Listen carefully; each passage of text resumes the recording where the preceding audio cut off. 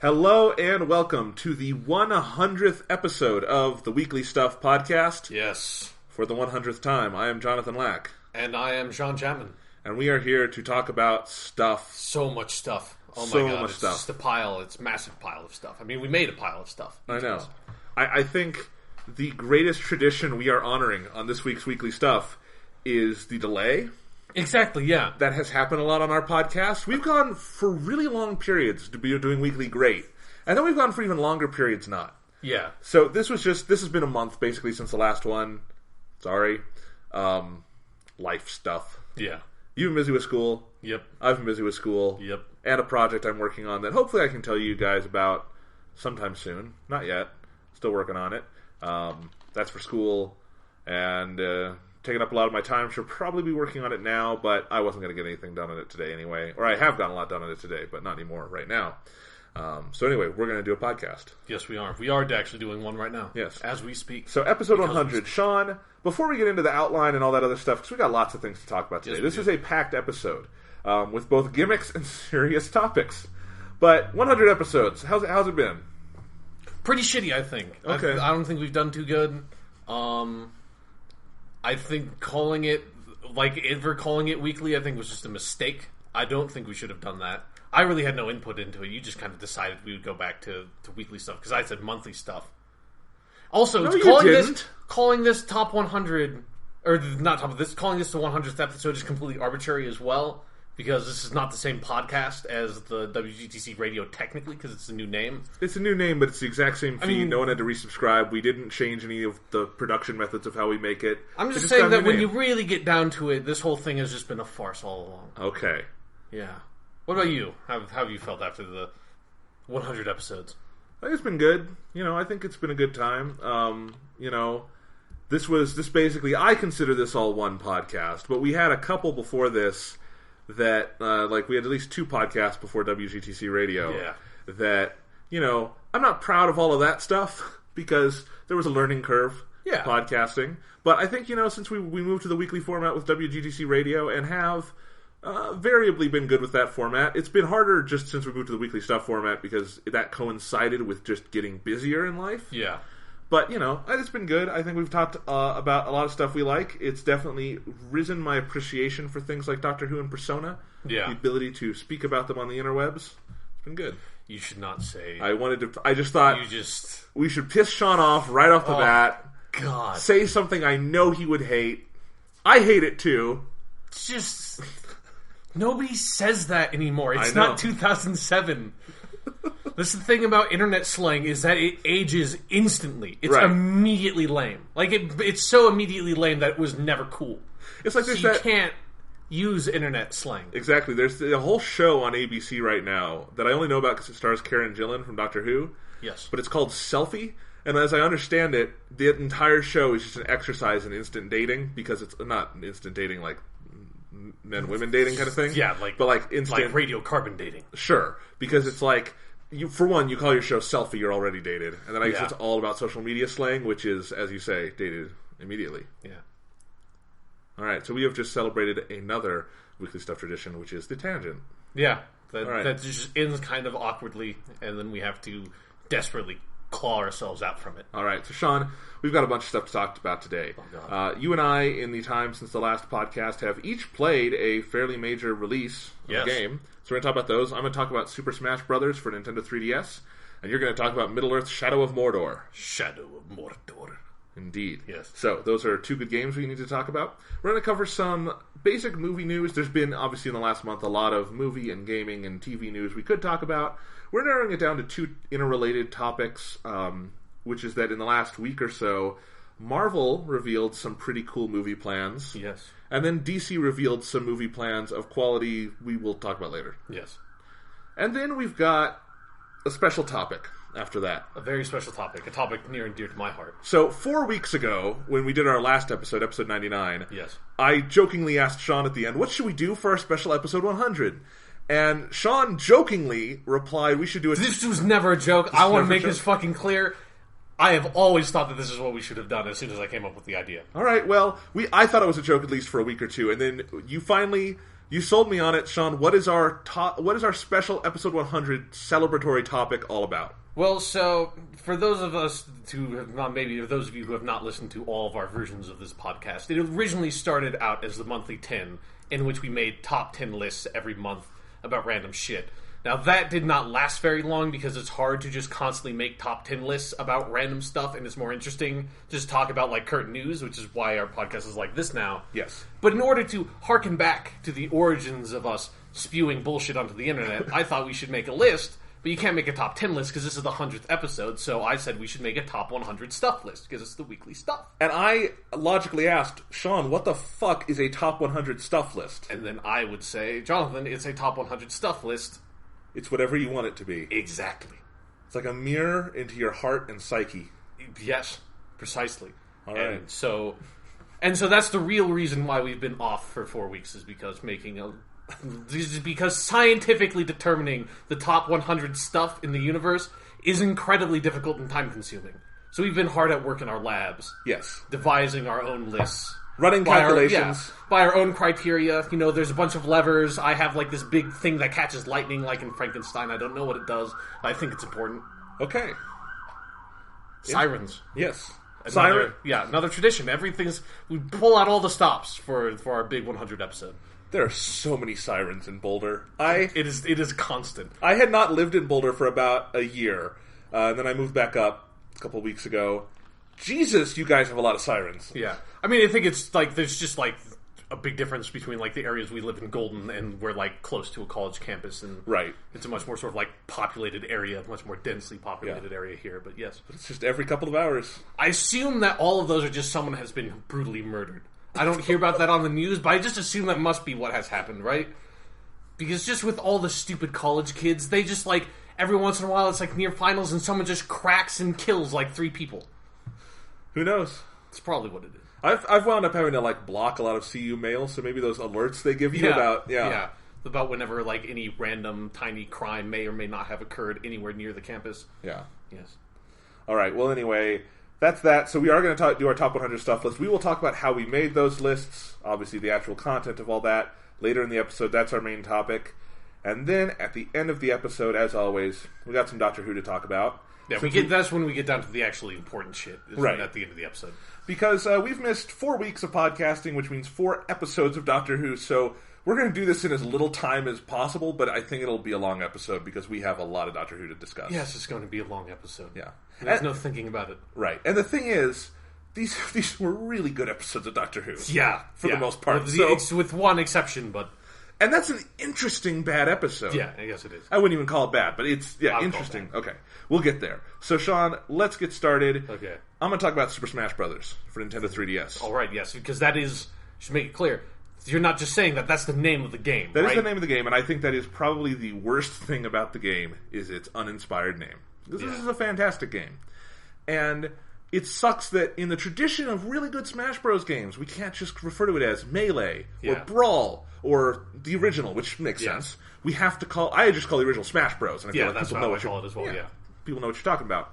But this one is the 3DS one. And that doesn't sound exciting. Yeah, no, it's... Yeah. It makes it sound like you don't know what you're talking about. Like, it makes it sound like you're someone who doesn't play video games. When you say, the 3DS one. I know. But anyway, like I said, probably the worst or at least the most awkward thing about this game, because Smash Bros. 3DS is fantastic. And, you know, I've been a lifelong Smash Brothers fan. I was actually reflecting on this the other day. Smash Bros. Is either the first video game I ever played or one of the first. Like, really early on for me, because the first home console we owned was an N64, and the first game we owned for it was Smash Bros. And that's because we had played it at friends' houses. Yes. And it was so awesome, and we had to have it, and, you know, that N64 version brought us years of joy, and Melee brought us years of joy, and Brawl brought us months of joy, and then periodic months and years of frustration. Because Brawl was good, but had some problems. Yeah, Brawl was... It was uneven. Uneven, I would say that, yeah. Yeah. So Smash Bros. Just, you know, man, as long as I have been a fan of video games, Smash Bros. Has been a big part of my gaming life, I feel like. And it's really been fascinating to me to rediscover the joy of this series on the 3DS version, because I'm playing it in a very different way than I've ever played Smash Bros. Before. I think back on the N64 version, I probably engaged with the single-player modes, quote-unquote. Classic mode, yeah. arcade mode. Right. I engaged with that more than I did on the other ones just because there wasn't much to it, and you could play it easier, and, you know, that was my first time ever playing Smash Bros., so that was part of just how you explored the game, was learning with that classic mode, and there may have been one other kind of thing you could do. I know there's a practice mode. I forget. Yeah, there's like target, like hitting the target, smash target thing. There's the targets, and there was board the platforms, which was awful, but I always wish they would bring it back, just for fun. Board the platforms. No.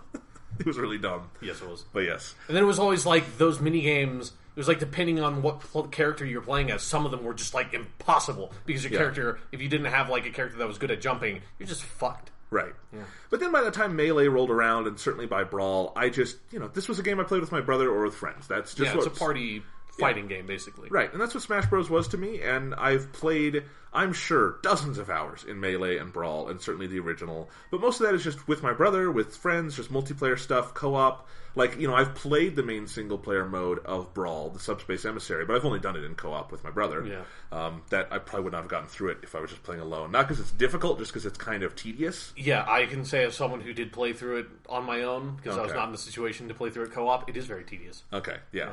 So anyway, but that's how I've played things. And my little brother, he would always play some Smash Bros. Stuff on his own, because he was the one who kind of unlocked things, but because he kind of just had that nailed down, I just never really bothered with it. Yeah. So I'm not even personally familiar with all the single-player modes in Melee and Brawl. It's been interesting. I've learned that some of the modes I'm really enjoying in the 3DS version were there in previous versions. I just didn't know about them.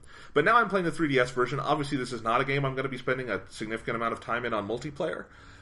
In part because, and I should say this up front, the biggest actual problem with Smash Bros. 3DS is that the online mode is a travesty.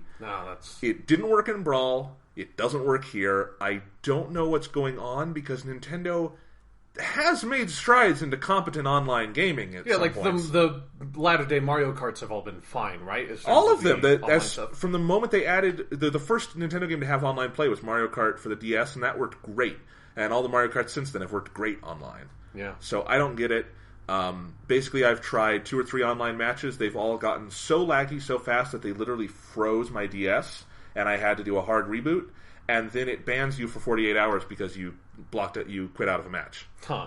So, and I'm sure that if I tried it more often, that I would get some more stable matches. But I'm just not going to because the risk that I'm going to freeze my 3DS and then be banned for 48 hours if I want to try again, it's a hassle. Yeah, it's always really scary when you like find something in a game that repeatedly hard locks your system. Yes. That's always something that's like, whenever that happens, I'm like, nope, I don't care what the fuck it is, I'm staying away from this, because it just feels like my thing is going to blow up. Yeah.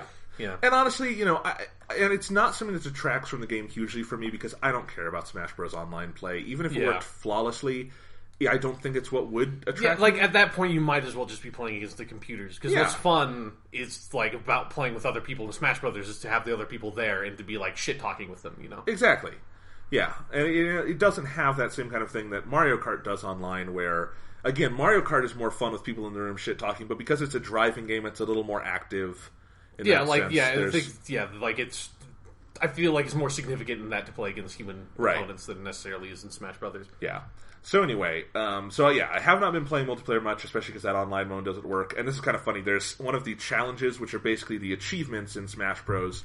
They're within the game itself, is to play 50 hours online. Oh, God. Now, luckily, for each challenge page, you get a set number of golden hammers where you can just skip past that challenge and it'll give you the reward. Huh. I'm using a golden hammer on that one. That seems like a smart choice. Yes, that's an interesting system. I would never fix that. I would never get past that if not for that. I like the golden hammer option. That allows you to... seems smart to just like be like, you know, fuck that. Like that one's just bullshit. Yeah, and just say like, nope, I'm going to bypass that. That's kind of nice. It's very nice. So anyway, so I've been playing all these single player modes. I should say I've done a little bit of local multiplayer with my little brother. We were hanging out one weekend and we played a bunch, just, you know, local wireless with our 3DSs, and that works flawlessly. It's great. It's exactly how you would remember Smash Bros. From the couch, except, you know, you're playing on separate screens. Yes. But you can still be playing on a couch. You can still be playing on a couch. Absolutely.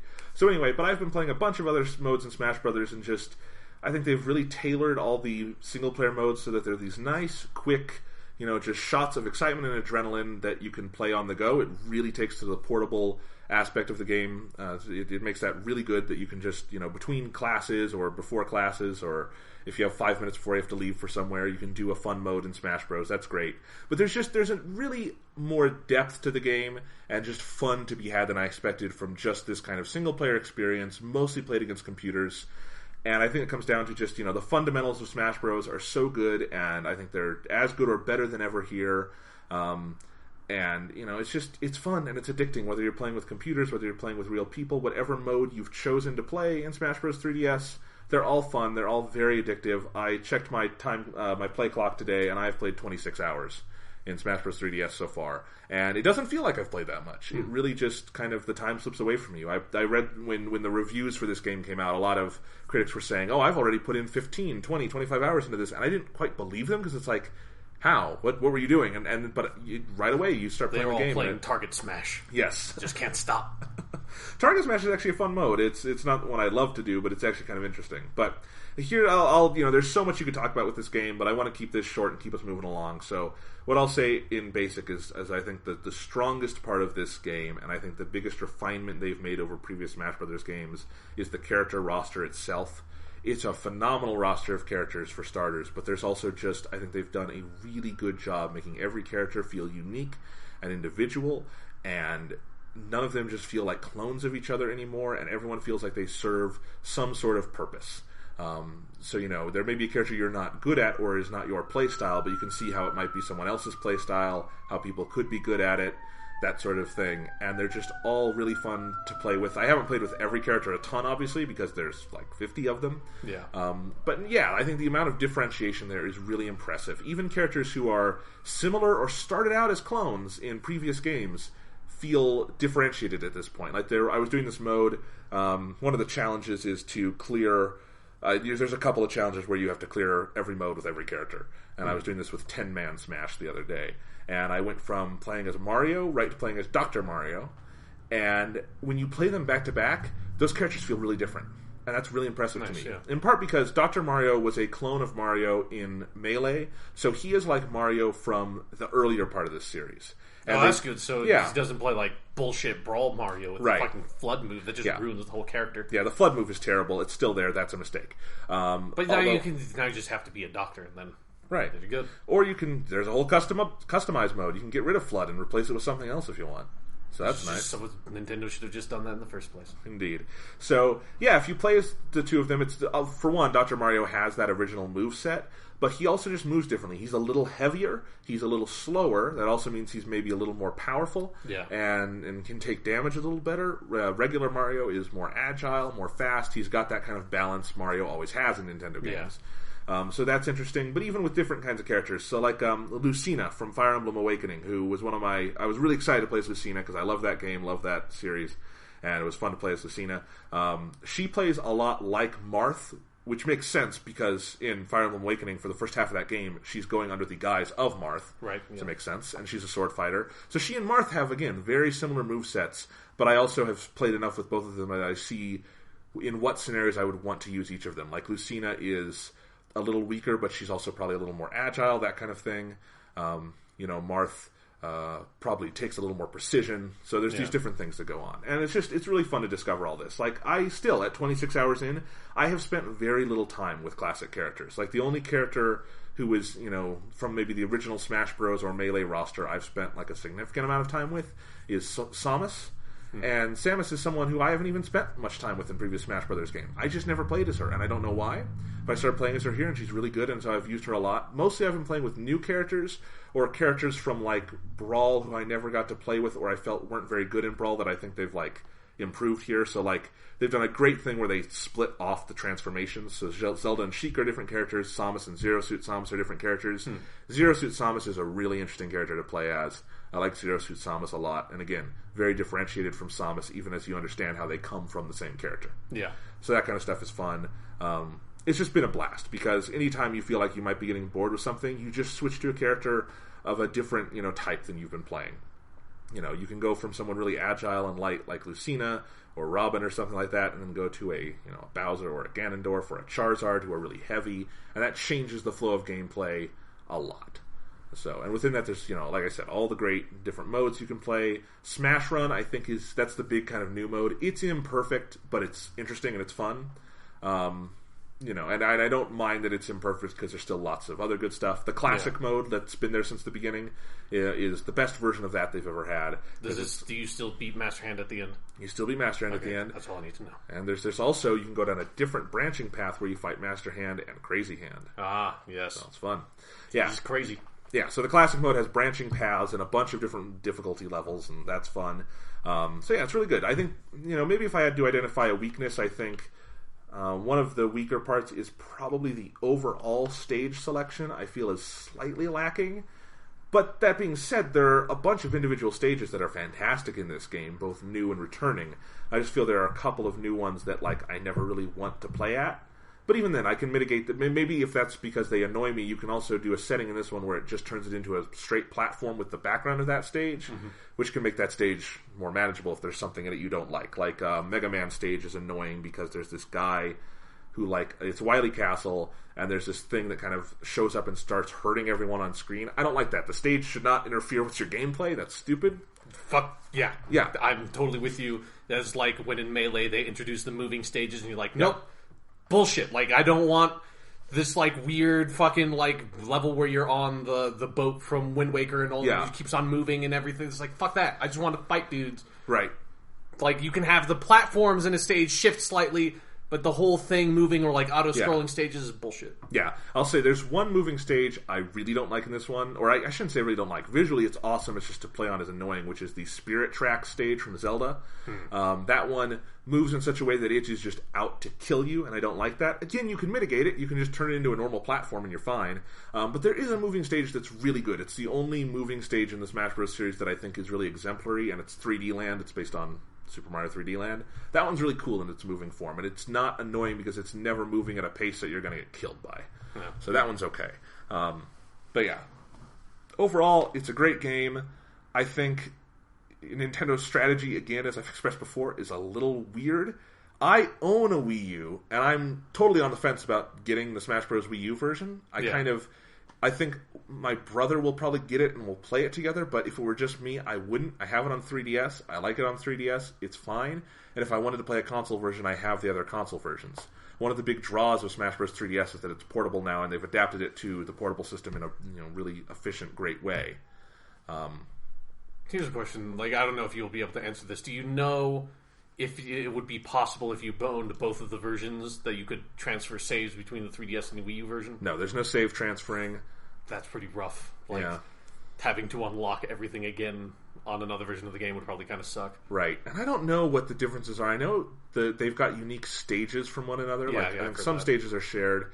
But I think the character roster is identical. I'm pretty sure, yeah. So that's a little weird, yeah. You can connect to the Wii U version. I don't know what that connection is. It's on the menu for the 3DS version, and it says you can use the 3DS as a controller for the Wii U version. Huh. But I don't know if there's any interactivity beyond that. But no, Sakurai has said before that there's no direct save interaction between the two, which, as you say, is a little weird. It's pretty rough. And I just don't know how different the Wii U version is. We've got very few details on it. And that's the thing. It's coming out in a month. Yeah.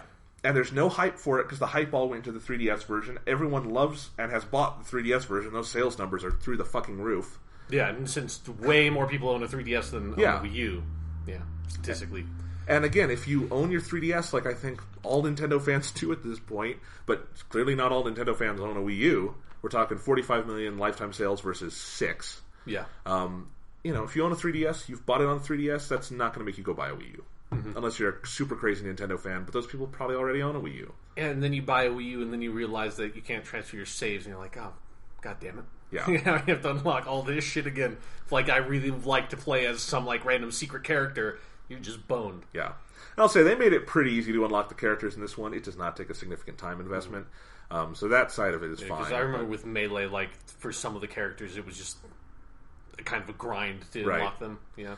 And the one thing that I think could be really annoying if they don't do save transferring is just the challenges. The challenges page is one of the best parts of this new 3DS version because it's like having an achievement system in the game, and it pushes you to just explore all parts of the game, and I love that. But if they're the identical challenges on the Wii U version, a lot of it is very grindy, and I'm okay with that now because it's my first time through the game. I'm not going to do that. But it would be a real bummer to have to go through that system again twice. Yeah, right. Yeah.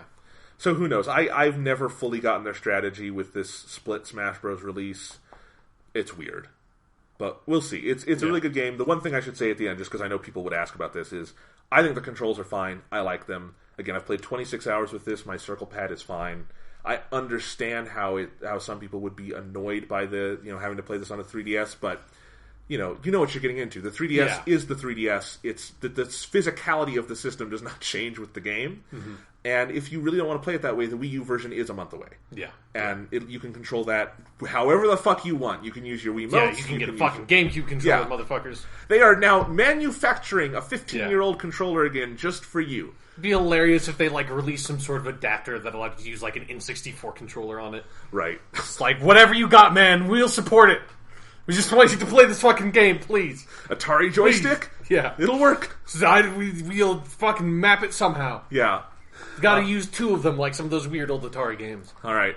So, Smash Bros. 3DS, I love it. Definite Game of the Year contender for me. Sean, why don't you talk about the game you've been playing? Yes, Middle-earth, Shadow of Mordor. It's an interesting game. It's really, really good. I'll just start off my basic review of it. I definitely recommend people pick it up. It's a really interesting game. It's a really good game. I had a ton of fun with it. I finished it probably about a week ago now. But it is a game that does have some problems. And I feel like it's something that my relationship with the game has been interesting after I finished it. Because after I finished it, I went online and read a bunch of the reviews and criticism of it and stuff. And all the games press is incredibly glowing of it in a way that I think is there maybe a lot of people are sort of avoiding having to actually think about the game's systems and sort of dissect them because there are a lot of problems with the game. And that's just sort of a frustrating thing when you're trying to criticize something and it's you want to be really positive about it, but you see that everyone's being overly positive about it, which then makes you feel like you have to be more negative about it because you have more criticism than they do. But so basically, the main thing that is really good about Shadow of Mordor is that it has this system that I've never seen any other game have, which is called the Nemesis system, which basically is, the whole game is you are in Mordor, you are this ranger guy who you are attached to the ancient elven spirit thing. The story is fucking awful. But basically, for most of the game, you are trying to sort of dismantle this power, caste structure of orcs in Mordor, of these different captains who rule over sort of the normal kind of thuggy minion orcs, and then they kind of work your way up to, at the top of the power structure are 5 different war chiefs.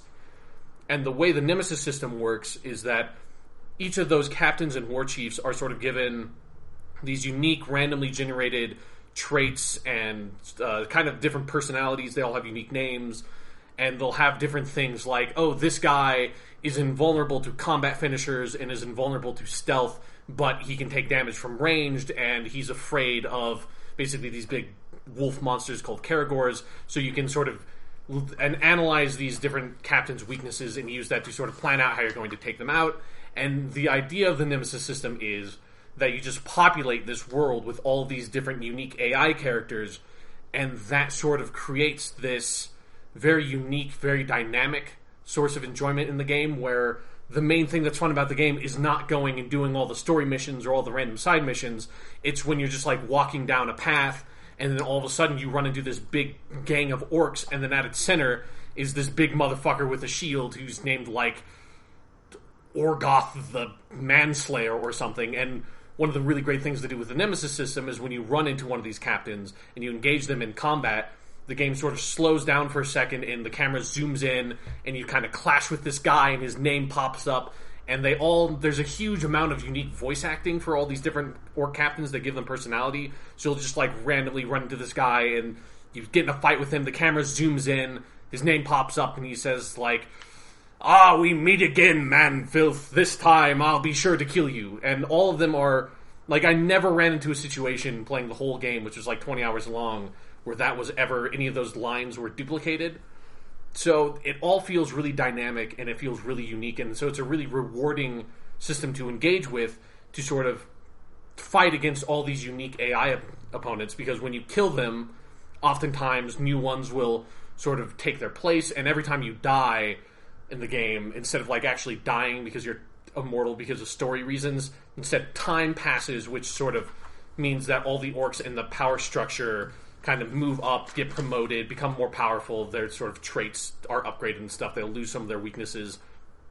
And so the whole sort of idea of the system is that the reason why it's called the Nemesis system is that you would sort of create these personal relationships with some of these captains who, this motherfucker has killed me like 3 times and I just couldn't quite get him. And it's like, last time I almost had him and he got away. And it's sort of to generate those kind of stories, and that's the impetus of the Nemesis system. And that's really the richest part of the game, because it is really unique and it is very different. And the story missions are kind of, I think most of them are pretty bad in a way that's one of the complaints that I have that everyone just sort of ignores, is that the majority of the structured content of the game is awful. Like, the story is shit. The mission objectives are really bland, and a lot of them have sort of like hard stealth fail states, which is really frustrating in the game. So the thing you really want to engage with is the Nemesis system. And so the biggest complaint I have with the game, it's a weird complaint I had to have, is that I think the game, for someone who has, because the combat system in the game is just the Arkham combat, like literally, because it's made by the Batman Arkham combat. Yeah, the Batman Arkham combat, which is sort of that rhythm combat, because it's made by, like, the WB Studios publishes both this and the Batman games. So it's literally the same combat system. Like, the first 3 sort of tiers of the upgrade tree are the exact same upgrades you get in Batman, and then there's like another one that just like makes you just unlock powers that make you almost invincible, because it just breaks that combat system by making you too powerful. But so it's just the combat, the Arkham combat, and the stealth is so ludicrously exploitable, because like, if you just duck and like sprint duck away from people, they will just lose sight of you in probably about 15 seconds, almost no matter what, and you can climb over everything in the terrain almost instantaneously. You are so completely mobile in this game that, like, as soon as you sort of think about playing the game and sort of approach it intellectually, and if you've played the Arkham games and were good at that combat, this game is so mind-numbingly easy at some point, especially when you get like half of the upgrades, that I died maybe 3 times. And so, while the Nemesis system is really cool and it's still fun to engage with, for me, it, like, probably about a third of the way through the game, it lost all sort of weight because I never died. And so, I just laid complete waste because there's sort of 2 different maps that you travel between that both have their own unique orc power structure, and then eventually you also get this ability that allows you to brand orcs that sort of like bend their minds to your will, so they kind of become allied with you, and you can do some cool stuff with that where you can pit them against some of Sauron's orc chieftains and stuff like that.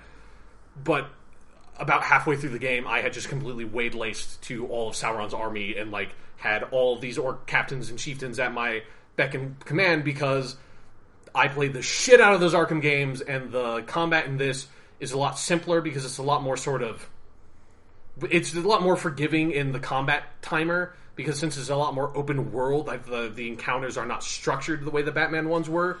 So it's sort of, you have a much bigger window to keep your combo running, and you can just dodge infinitely, because in the Batman ones, if you dodge once, the second time you try to do the dodge move, it would kill your counter, and if you have no counter built up in that combat system, you're really weak in the combat. So with this, you can dodge infinitely, and while you're dodging, you are invincible through the whole dodge. So the combat and the stealth is so exploitable that I think anyone who plays the game seriously, the Nemesis system just falls apart, and it's really frustrating because the game has no difficulty settings whatsoever. So it's that was going to be my next question. Is there are no difficulty settings. Like, you can turn off manually the counter thing, like the triangle popping over your head when you're about to attack the counter, and that makes it a little bit harder. But so many of the upgrades you get in the late game completely trivialize countering, that like you getting hit because you didn't counter is not what gets you killed, like, ever. Like, that's not really significant, because there's an ability you get that you can get hit once during a combo, and your combo will not deplete. Oh, geez. There's like another one that you get that you have your like special execution move.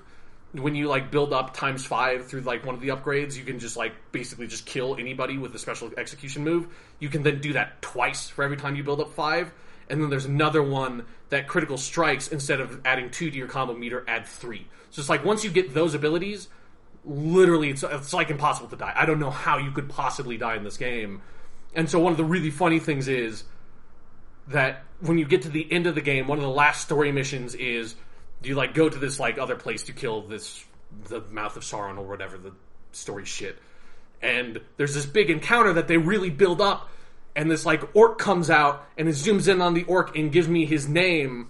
I'm like, oh, hey, like, I don't know who this guy is, but hey, it's this orc guy. And then the objective pops up and it says, defeat your nemesis. And I realized that moment is supposed to be, because then when I read online, other people talk about this, that, like, that's supposed to be the dude who's, like, your nemesis that you could never kill, and he killed you, and there's, like, supposed to be, like, some algorithm in the background that determines what orc gets put there. But since I only died, like, 2 or 3 times, and that was only at the very beginning of the game, I didn't have a nemesis, so instead it just trots out some randomly generated orc captain, because it was like, I was not able to create this relationship with the system of the game. So it's a weird situation for me where even without that, like, the system is still fun and I still enjoyed the game, but like, I still think it's a big flaw where it's really frustrating because it's such a unique video game thing where, like, when I listen to podcasts and, like, hear other video game reviewers talk about the game, like, they're so glowing about it, and they're like, oh, I have, like, there's, like, oh, this guy that I really have to kill, but I just can't get him, and all this stuff. I'm like, how are you having this relationship with this game? And it's just a weird thing where the different sort of skill levels so completely change your relationship to the game, and it breaks the nemesis system. Now, here's a question. Yeah.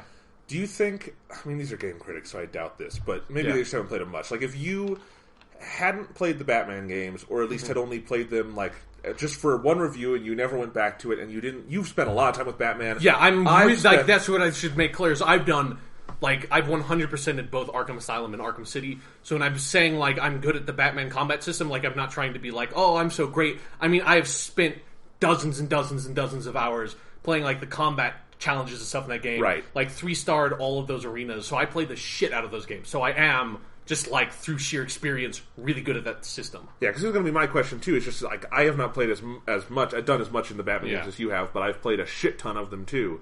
And so when you talk about all this, systems, I haven't played Shadow of Mordor, but I can understand what you're talking about. Yeah. But if there's someone listening who hasn't played those games or doesn't remember them, would Shadow of Mordor be more difficult because of that? I think it would be, the combat would be more difficult than playing an Arkham game for the first time. And if you have not played one of the Arkham games, like, absolutely get Shadow of Mordor. Because I think if you did have that experience where you were learning how to play the game while you were playing the game, whereas, like, for me, all of those systems, like, because also I should say, like, the traversal system is ripped. I don't know if it's ripped literally from Assassin's Creed, because I don't think that's illegal, but it kind of feels like, I mean, there are, like, very specific animation cues and a lot of the climbing animations that make me feel like that is stuff that is literally ripped from Assassin's Creed. So, I don't know what that is, but yeah, like, so the traversal system is just Assassin's Creed, the combat system is just Arkham, and the stealth system is basically Arkham, but you're just a lot more mobile because of the Assassin's Creed thing, so the stealth is a little different. But yeah, so since I'm so familiar with the component parts of the game, there was no learning curve for me, because it was just like, I already know, like, the literal exact systems. Like, it's not a copy, it's not, like, sort of inspired by the Arkham combat, it is literally the exact same. And so I did not have this sort of learning curve with the game, where I think if you did, that's where the Nemesis system would really flourish, because then you build those relationships when you're still sort of trying to figure out how the combat works, and I think that would be really engaging and rewarding in a way that, like I said, I still really enjoyed the game because I enjoyed that combat system, and the Nemesis system, even if it sort of broke down for me, was still fun to engage with because the way it's built is really fun, and it is fun to just, because this game is also extremely violent, so when you, like, kill a captain, it is an extremely satisfying sensation of you just fucking decapitate so many orcs. Oh yeah, I mean, I've been watching you play this a couple times, and it's spectacular. Yeah, violence-wise. And like I said, when you finish and get to, like, the end of that upgrade tree, you are just unstoppable. It is completely ludicrous. You're just, because you literally can just hit, like, 2 guys and then kill 2 people immediately. Hit 1 more guy, kill 2 people immediately. Hit 1 more guy, kill 2 people immediately. And there's nothing anything can do to stop you. You're just completely invulnerable. Jeez, well, I mean, personally, I have not played Shadow of Mordor yet. I'm definitely going to. Yeah, Certainly I still highly recommend it because my only complaints with the game, I feel like, are very specific and personal ones, and not things that are necessarily... Like, I feel like they could have tightened up the combat and they could have made the stealth more interesting, but those aren't huge complaints. Right, no, I understand it. And the only reason I haven't rushed to it yet is both because I've been busy and because of what you said, and we have similar histories with the Batman games. Yeah. I know it's not going to be a totally new experience for me. Yeah. But I do want to play it, and I'll definitely play it before years out, so I can, for my gaming top 10 list for this year. Yeah, because it'll probably be on my top 10, because there have not been a huge amount of, like, really great games that have come out this year yet. But... Not a ton, though. I have played a ton of games this year, and I think it's been a good year for, like, sort of breadth of games. If not necessarily absolute depth, like, this year has not had a Last of Us or a BioShock Infinite to me, but it's had a bunch of great, just individual games. Yeah, that have been sort of very varied.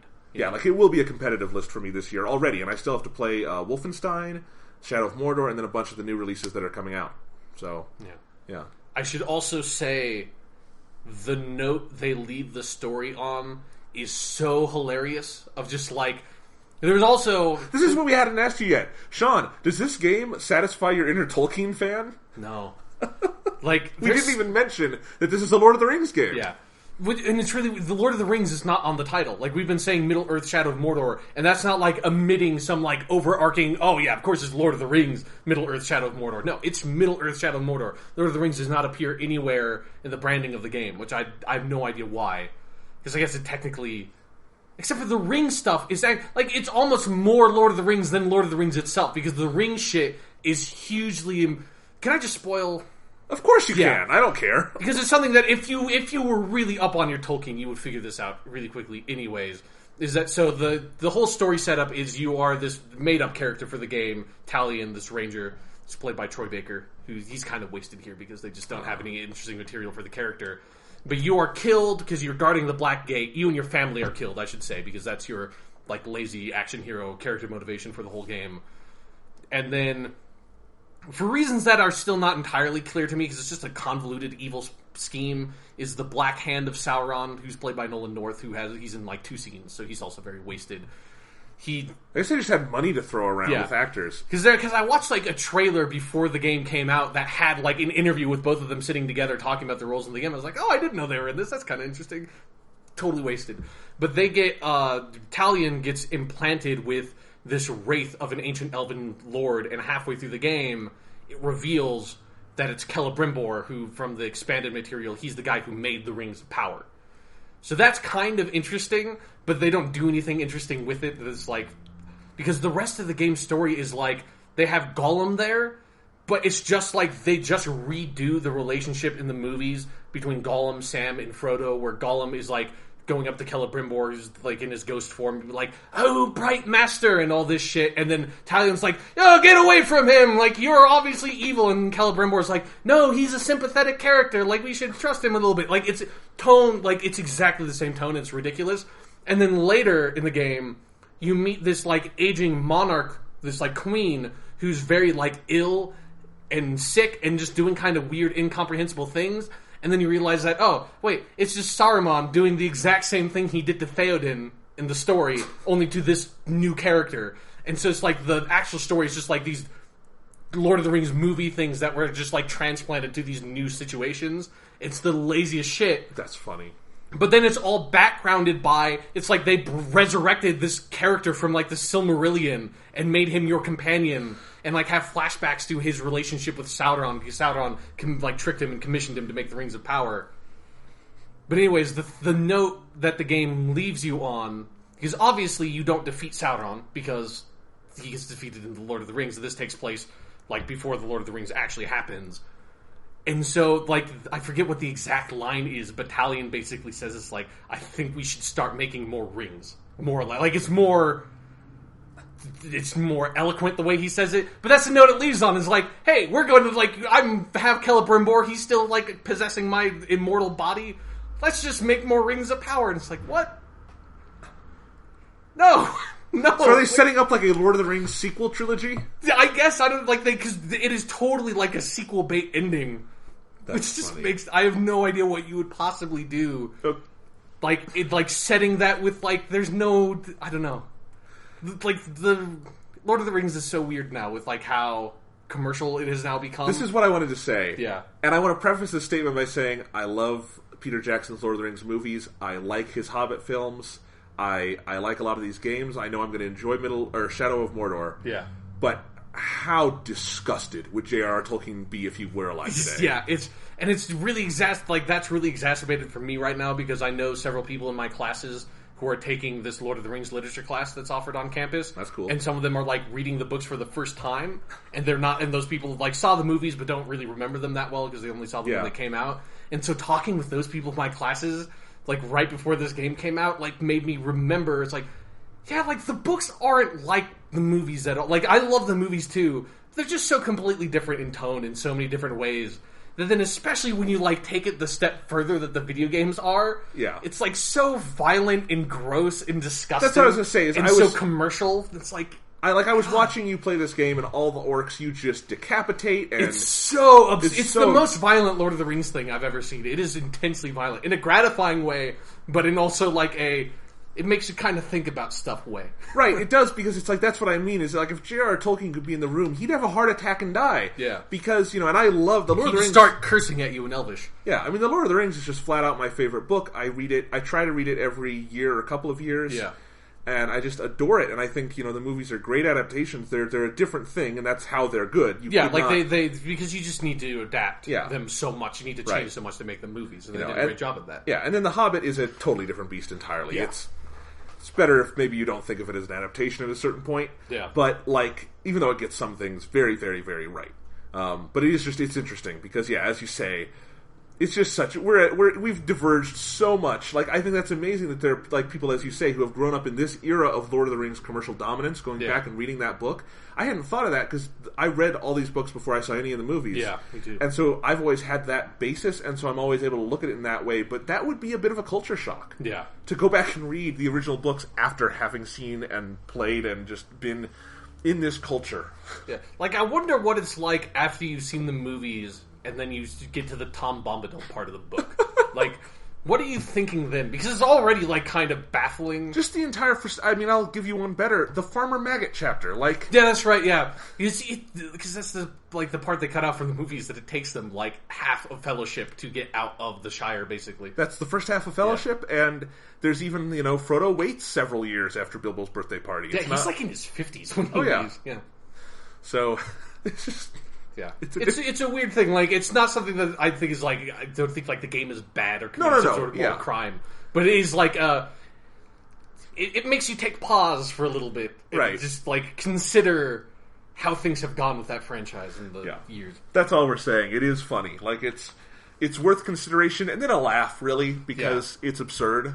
And it's absurd maybe in a good way, but it's still absurd. Especially because this did not have to do anything with Lord of the Rings. You could have slapped any...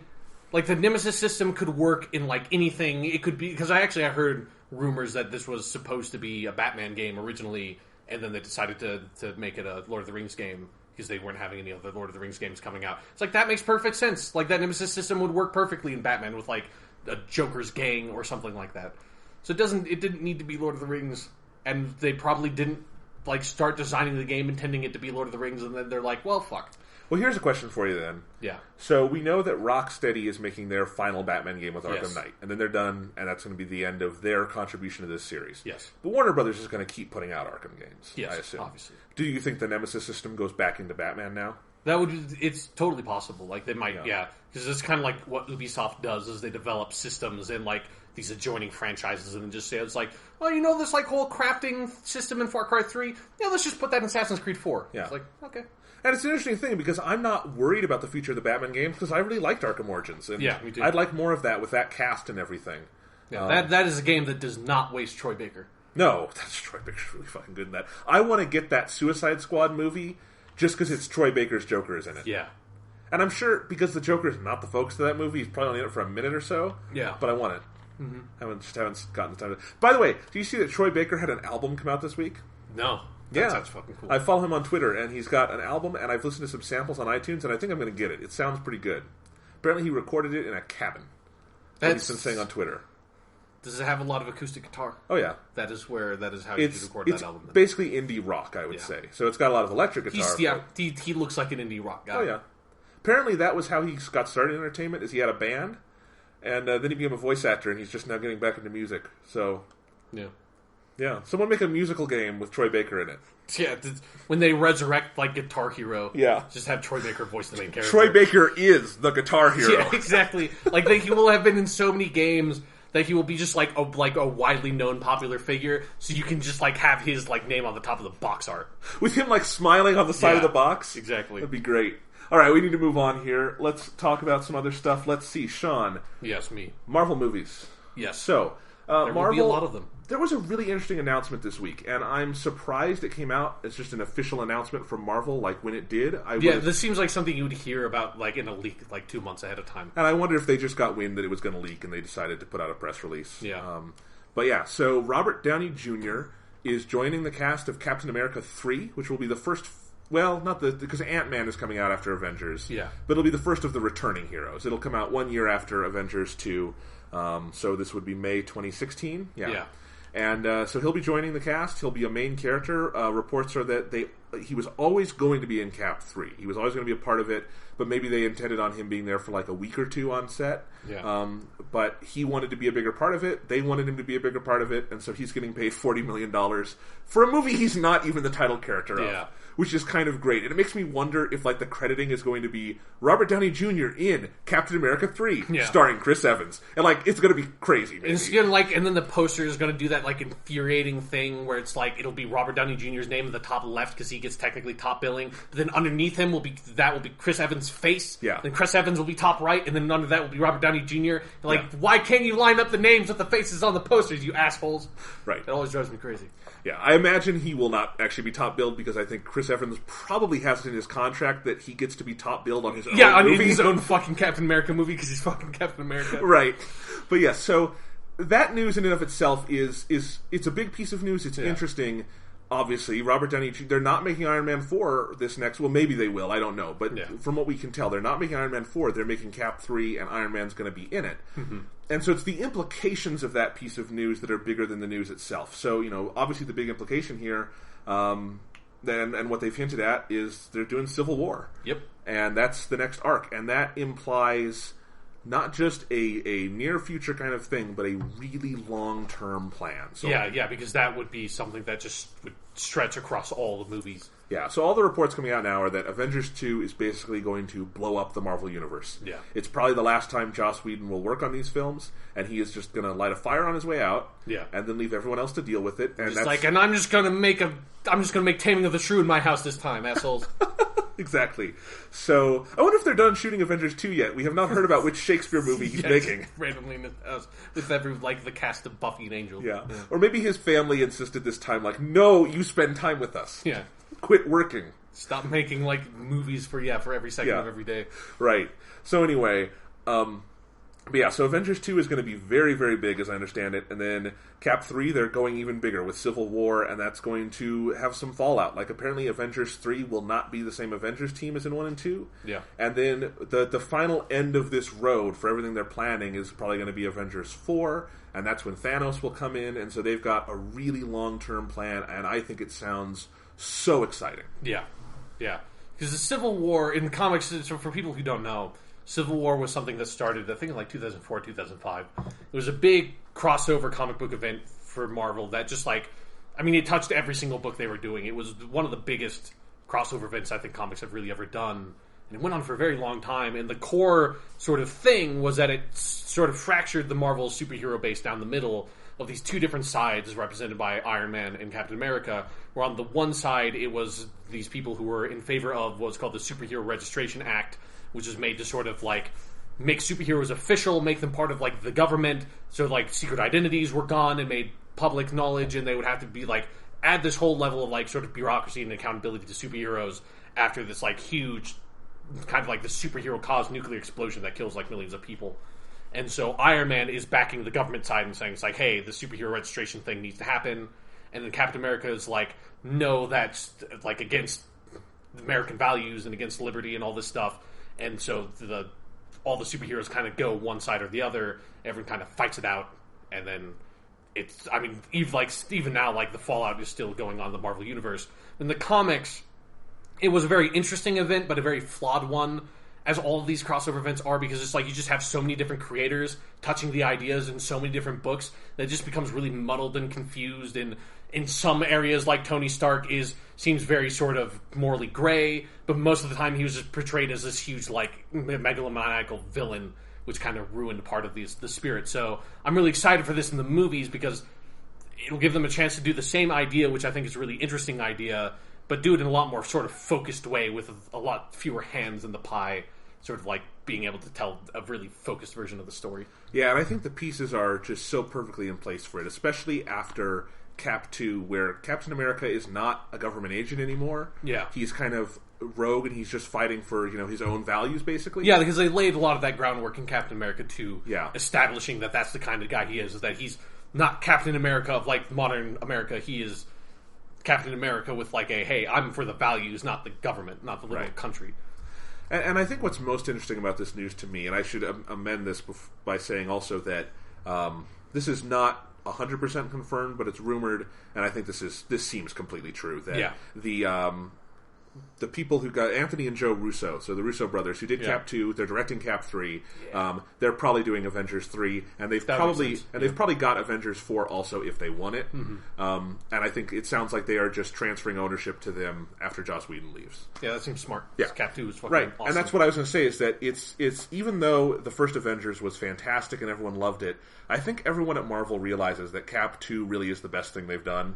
Yeah. And I think it's the most significant thing they've done on a dramatic level and on a crossover level, because that was a single superhero movie that is still a crossover movie. Because fucking Black Widow's in it. Black Widow and all of S.H.I.E.L.D. And it tied a lot of different pieces of the universe together so seamlessly and showed that they can make every movie an event movie on a certain level.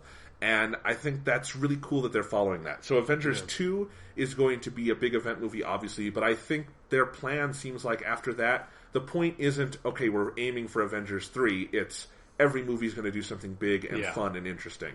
And I'm just curious because we only know, like, they have a bunch of dates planned out, but after Avengers 2, we only know about Ant-Man and Cap 3. Yeah. And then it's a mystery. We know there's going to be an Avengers 3 at some point. Mm-hmm. And we know some of the star contracts and how many movies they have left.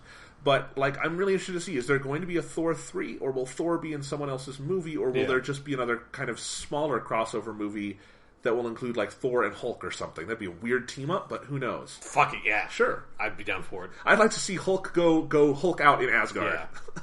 That'd be pretty great. But, yeah, I mean, it's going to be really interesting to see what happens next, because I think this idea of these discrete phases, which we have Phase 1, now we're at the end of Phase 2, and we're starting Phase 3, I think that's probably going to change and shift, and I think that's interesting because they could have just continued on the way they were going for another decade, easily. But it sounds like they're really innovating in ways that I find really exciting. Like, I'm very eager to see all this play out. Yeah, me too. And I think it also sounds like this will also give them some leeway to do some of these interesting just movies on the side, like Ant-Man, or like Guardians of the Galaxy was. Where Guardians of the Galaxy, obviously that stuff will become important at some point, but not yet. Mm-hmm. Doctor Strange is going to be another one of those. Yeah. We do know they're making that. I don't think we know when it's coming out. They still haven't cast it. I like the idea of Keanu Reeves. That's who I'm pulling for. That sounds fucking great. But as long as he doesn't do a British accent, I'm fine with it. He's not going to do a British accent, I'm sure, but, I like Keanu Reeves. He'd be fun. I do too. Yeah. I don't know. I used to just say, for a class, I recently watched the 90s version of Much Ado About Nothing, and he's in it, and he's using his British accent. Is Doctor Strange British? Would that be a problem? No, he might be. I don't know. He lives in America, but he might be British. I'm not actually entirely sure. I've read a lot of Doctor Strange. I just, I see all the different casting rumors for Doctor Strange, and they all sound fine, and technically Keanu Reeves has not actually been rumored. There's just a lot of people saying he should play it. And it's just I like Ewan McGregor, I like Ethan Hawke, all these different people they're saying, but none of them make me giddy with excitement the way the idea of Keanu Reeves in the Marvel movies does. I think Ewan McGregor would be a really good Doctor Strange. I actually don't think Keanu Reeves would be a good Doctor Strange. Okay. I'm with you. I like the idea of Keanu Reeves because it's just, even when he is not good, which is most of the time, I still have a huge smile on my face. I was laughing through every single scene he had. He was the funniest part about Much Ado About Nothing. About every version of Much Ado About Nothing I've seen, including just reading the plays. He's the funniest part of everything involved with that. Okay. And I should say, I've heard Keanu Reeves has been having a bit of a creative renaissance of late. He made this movie called Man of Tai Chi. Right, yeah. I'm gonna watch sometime because it sounds really interesting, and I guess he directed it, and it's a good movie, and he's good in it. And then he's got this movie coming out, I think it comes out next weekend here in Denver, called John Wick, where he plays this assassin. And I think he's good in that, too, and I want to see that. So... it sounds like he's kind of doing some better career choices right now, which is nice. But anyway, we're getting off topic. Yes. Marvel, they've got really cool plans, and it just sounds like creatively they're going for something creatively ambitious instead of just resting on their laurels. Yeah. And I like that. Me too, yeah. Now let's talk about something baffling. Sure. All right. Right after Marvel did this announcement, and unanimously, everyone's like, that sounds awesome. We get more Iron Man, we get more Cap, we get more of everything. It sounds great, right? Yep. Then DC decided this was the right time to finally announce their schedule and slate of movies. Yes. So, let's go through it. Okay. This is real. I want to underline. Yeah. This is a press release from Warner Brothers Studios. Yeah. And let's just lay as groundwork before we go into this, that the only movie that has been released so far that has part of this continuity is just Man of Steel, and that's it. Yeah. And or like Man of Steel, just consider that. Yeah, that's the only one. That is the single block they have placed thus far. Yes. So, we've got, in 2016, Batman v Superman, Dawn of Justice, directed by Zack Snyder. Also in 2016, we have Suicide Squad, directed by David Ayer, whose movie Fury came out this weekend. I haven't seen it. I've heard it's interesting. Yeah. David Ayer is an interesting writer and director. Then we have, in 2017, Wonder Woman, starring Gal Gadot, who we know is playing the character in Batman v Superman. Then, also in 2017, we have Justice League Part 1, directed by Zack Snyder, with Ben Affleck, Henry Cavill, Amy Adams, Gal Gadot. They'll all be in there. Everybody. Then we have The Flash in 2018, starring Ezra Miller, who you might know from he's Kevin, and we need to talk about Kevin. He was in The Perks of Being a Wallflower. Really interesting actor. Can't see him as the Flash. We'll talk about that later. Also consider The Flash is currently a series on the CW. Yeah, that just launched, and it seems like a lot of people really like it. Yeah, everyone loves it. Yeah. And it's, I guess, the guy who's playing the Flash, his name is Grant Gustin. People really like him. So this is a different... it's a different weird. Flash. Yeah. Totally different. Fucking weird. Then also in 2018, we have Aquaman, starring Jason Momoa from Game of Thrones. Jason Momoa is awesome. They're going to spend a whole year on The Flash and Aquaman. Yeah.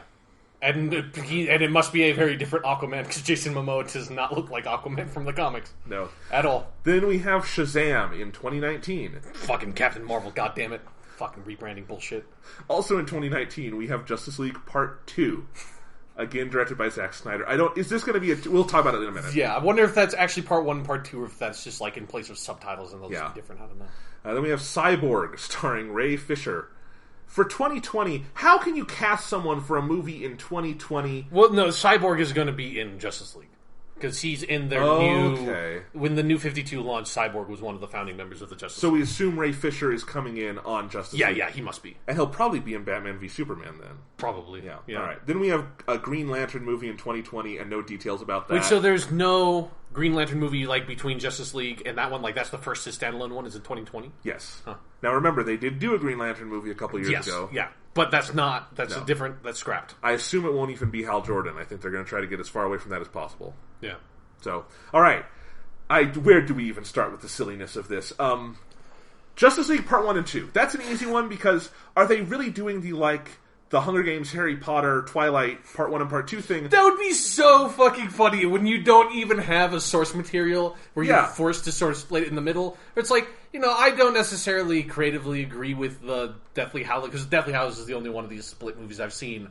I don't think that worked very well for me as someone who did not read the book. But I also have, since I didn't read the book, I have no idea how to make the split work with the source material, obviously. That's the only way they could have made it work. The split was a good idea for adapting that book. But it's I thought, just as a movie goer, not giving a shit about, their job was having to adapt the source material, I thought that was awful having to split them and made both of the movies way weaker. And so it would be so funny if they just did the same thing, where they just made one long movie and just arbitrarily this is the middle. Just... cut it. But that's the weird part, is it's coming out 2 years apart, and we'll have standalone movies for two of the characters. I don't know where Shazam plays into all this, in between those movies. So, what the fuck? Are the Flash and Aquaman just at the end of that movie, they're you want to go get lunch? And then they go off their own adventures? What? That would be great. Yeah. I don't get it. It's also interesting that there's no Batman movie there for Ben Affleck, just on his own. No Batman movie, no Superman movie. They have no Man of Steel 2? Yeah, they have said in this press release also that they are making standalone Batman and Superman movies, but they are not dated or scheduled. And I don't know who's going to be making them, because they have Zack Snyder locked down until 2019. Yeah. And it doesn't seem like they're making so many movies. I can't imagine that you would have, 3 of them launching. Yeah. I don't know. In 1 and year. Again, I mean, we'll talk about the individual things here. They are betting all of this on Batman v Superman doing well and being liked. What if that movie tanks? Because all of these other movies are going to be written or in production by the time that movie comes out. Yeah. What if it doesn't work? And I think that is a big what if. Because definitely for me. Because Man of Steel was a box office hit. It did not rise anywhere near the levels of the Chris Nolan Batman movies. Yeah, and it was incredibly divisive in terms of people liking it.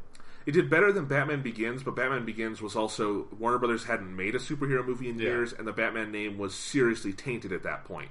And everybody loved Batman Begins coming out of Batman Begins. Right. Or at least liked it, if not loved it. No, there was no negative reaction to Batman Begins. Yeah. And there weren't people like me going just screaming after Batman Begins. They ruined Batman! Someone take Batman away from these crazy people! Right. Which you were doing after Man of Steel. Yes, I still am doing it. Every single day in my heart, I'm screaming that. All right. So, yes. So, basically, Batman v Superman is the first Justice League movie. I mean, it's going to have everyone in it. I mean, it's the dawn of justice. It is the prequel to Justice League Part 1. Sure. So, I guess it's a trilogy? Yeah, exactly. I don't know. So, that movie has to work. And if it doesn't work, they've got a, slate of 60 movies here. Yeah. Here's the thing. So you compare this with Marvel's ambitious plans. Marvel is planning something crazy ambitious with this Civil War into Thanos thing. They're mapping movies out for 10 years. But you know why? Because they've had 11 blockbuster hits. Exactly. They didn't make Iron Man. And then immediately after that, we're next year we're making Captain America and Thor. And then the year after that, we're making a Hulk movie and Avengers and Guardians of the Galaxy. And then the year after that, we're making Avengers Part 2. Yeah.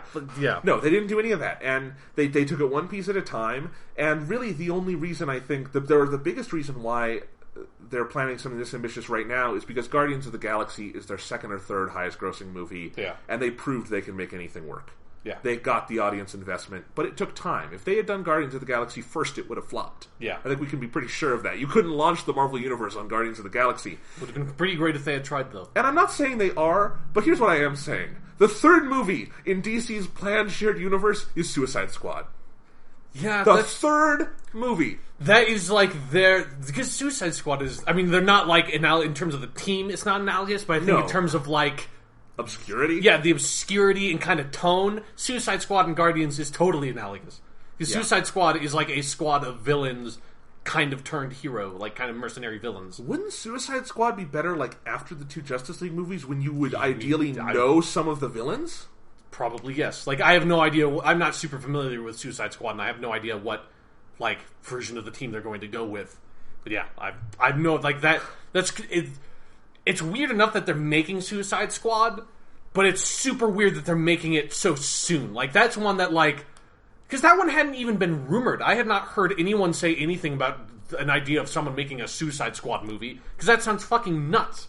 But if they were going to make that, I would assume it'd be that's going to be in 2020 after all their crazy, they've done all the main shit and they need to start doing the crazy shit, Yeah.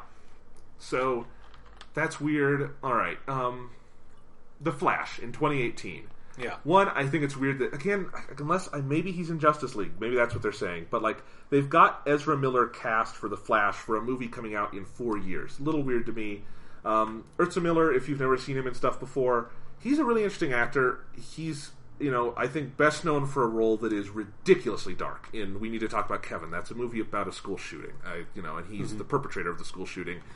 Not a happy character, and I think and we're talking about The Flash. Now, in Perks of Being a Wallflower, he plays sort of the funny character in that movie and maybe the source of joy for a lot of it, which is also a dark movie. But he's got a very dark center in that movie, too. Not that he's a bad person, he's dealing with some demons and some anxieties. So I primarily know him as an actor of pretty heavy, dramatic material. I think he's maybe got the right build for The Flash. He's tall and lanky and kind of awkward. Mm-hmm. But it's just weird. He's an indie actor. it's like those rumors that they were going to get Joaquin Phoenix to do Doctor Strange, and that would just... I love Joaquin Phoenix, but that would be so weird, because he's just not the kind of actor who should be in a superhero movie. Yeah. So that's a little weird to me. I don't know. Maybe they've auditioned him, and it's weird because if this Flash show on the CW, which is actually a really big hit, so it'll probably survive out to this point, that'll be weird to have two versions for the Flash around. I don't know why you wouldn't just... Not that the TV version is being seen by everyone, but it would make a little more sense to just kind of capitalize on that. I don't know. Yeah. But we'll see. Aquaman starring Jason Momoa. I love Jason Momoa. It seems like they're going to try to do a dark, gritty Aquaman, which just makes me laugh. You know. Yeah, it'll be like when DC, like, cut off his hand and replaced it with a hook, and he had, like, a goatee and really long hair. I bet that's the design we're going to see. And again, he's in Batman v Superman also. So... I don't know. Yeah. Like, and it's one of the weird things is just like, if they continue with the tone of Man of Steel, which I just assume they're going to do. Yeah. Like, I just don't want any of those movies. Because it's still a weird thing for me where it's like, I'm a fan of all of these characters, the Aquaman kind of whatever. And Cyborg is really great in Teen Titans, but I don't give a shit about him in the comics. But, I really want to see an awesome Wonder Woman movie, and an awesome Flash movie, and an awesome Green Lantern movie. It's like, I have absolutely no faith that they're going to make it, because I don't want to see a dark, gritty, fucking Flash movie where it ends with Flash, like, killing 100 people or something. I don't know. Like, just upping the stakes on trying to make it dark and gritty and, like, morally gray or something. It's like, no! Flash is supposed to be, like, happy and fun and cool. He's not supposed to be some, like, tragic, tortured fucking psychopath. Right. And that is my worry about them casting Ezra Miller, is just that he's the guy you get when you make that version of the Flash. He's not the guy you get. Which is like no version of the Flash. No, I've never seen Flash done as like gritty. Yeah. He's like the least gritty superhero ever. Yeah. What I've heard that's good about the CW show is that they've given him a darker backstory, but they've done that while keeping the light tone. Mm-hmm. Like, he has demons that he gets to deal with and maybe makes him more human, but that doesn't take away his ability to make jokes, for instance. Which is fine. If they wanted to do that, that's a nice compromise. But yeah, that's weird. It's just seeing the Cyborg movie thing is. I don't know who the fuck Cyborg is. He's a cyborg. Look, I mean, we're getting into. I don't read comics. Booyah. We're getting in. You know, I don't read comics. Yeah. But I do know about comics. I'm pretty up on all this stuff. I have literally no clue who Cyborg is, and they're planning on making a movie out of him. What the fuck? I don't know. I thought that was baffling when they fucking made him a Justice League member in the New 52. He's just like, nobody knows. Like, again, I think the only way that people know Cyborg are like me, who watched the Teen Titans cartoon growing up, and he's one of the main characters. Yeah. And presumably he's not going to be really awesome like that Cyborg. I still worry about the idea of, alright, we're doing the team-ups first, and then we're going to do standalone movies. That's just so weird and counterintuitive to me. There was also the report, and I shouldn't say report, this is confirmed. The president of Warner Brothers said this, that Wonder Woman in the Wonder Woman... Well, not... Okay, she's introduced in Dawn of Justice. Yeah. So Wonder Woman, as we meet her, she's just the daughter of Zeus. They've taken away all the Amazonian princess stuff. They're just making her Thor. A little weird. Well, in the New 52, they revamped her origin where she's still an Amazonian princess, but she is the son of Zeus. Like, because her original origin is she's, like, made from clay, like this Pandora thing. So, like, if they do... I mean, again, it's something that it's like, if they do the new Brian Azzarello version of Wonder Woman, that could be an awesome fucking movie with, like, tying in all the cool Greek mythology stuff. But I don't think they're going to do that. They're just going to make it dark and annoying. Yeah, we've seen the costume. It's just... it's just bronze. That's all it is. I just don't know. It's just, every time you see this stuff, it's so ridiculous. They are trying to create instant franchise, and you can't do that. I mean, people... A lot of this is that Warner Brothers is still scrambling to find a new franchise after Harry Potter ended. Yeah, but and now they're just going and, like, making more Harry Potter movies. That's true. Like, Harry Potter spin-offs. They also announced they're making a trilogy of Fantastic Beasts and Where to Find the movies. And just sounds like madness. Like, you're a Harry Potter fan. Does that not sound like the stupidest thing? It sounds like the stupidest thing. I was interested when they said they were doing one, and J.K. Rowling was writing it, because I thought, okay, that could be an interesting just side thing. It just has, like, a curiosity. Yeah. But, and this is the thing, what I was going to say is the ineptitude of doing insta-franchise is that Harry Potter itself was actually not considered that. They did not think they were going to make all 7 when they started out. There's been a lot of... This has not been, like, officially said by Warner Brothers, but we know this. Like, they did not have cast contracts past movie 4. even when they were starting to make Goblet of Fire, the producer David Heyman, he did not know they were going to make 5 because those first 3 were hits, but each one had grossed less than the last one, and they thought they might just stop after 4 or have to do 4 in such a way that was going to be it. And it turned out 4 was like, a big... Do you like the weird anime thing where it's like you're past where the manga is, and so then you just have to like end somehow? Yeah. It was not a sure thing because no one had ever tried anything quite like Harry Potter where you were doing 10 years of movies with the same child cast growing up. It was a really difficult thing to do, especially with those effects and everything. And it turned out it worked. 4 was a big enough hit that they got to keep going, and they got the cast contracts renegotiated. I mean, I think if they had to recast, that probably would have been a death knell for that series. Yeah. But so it worked.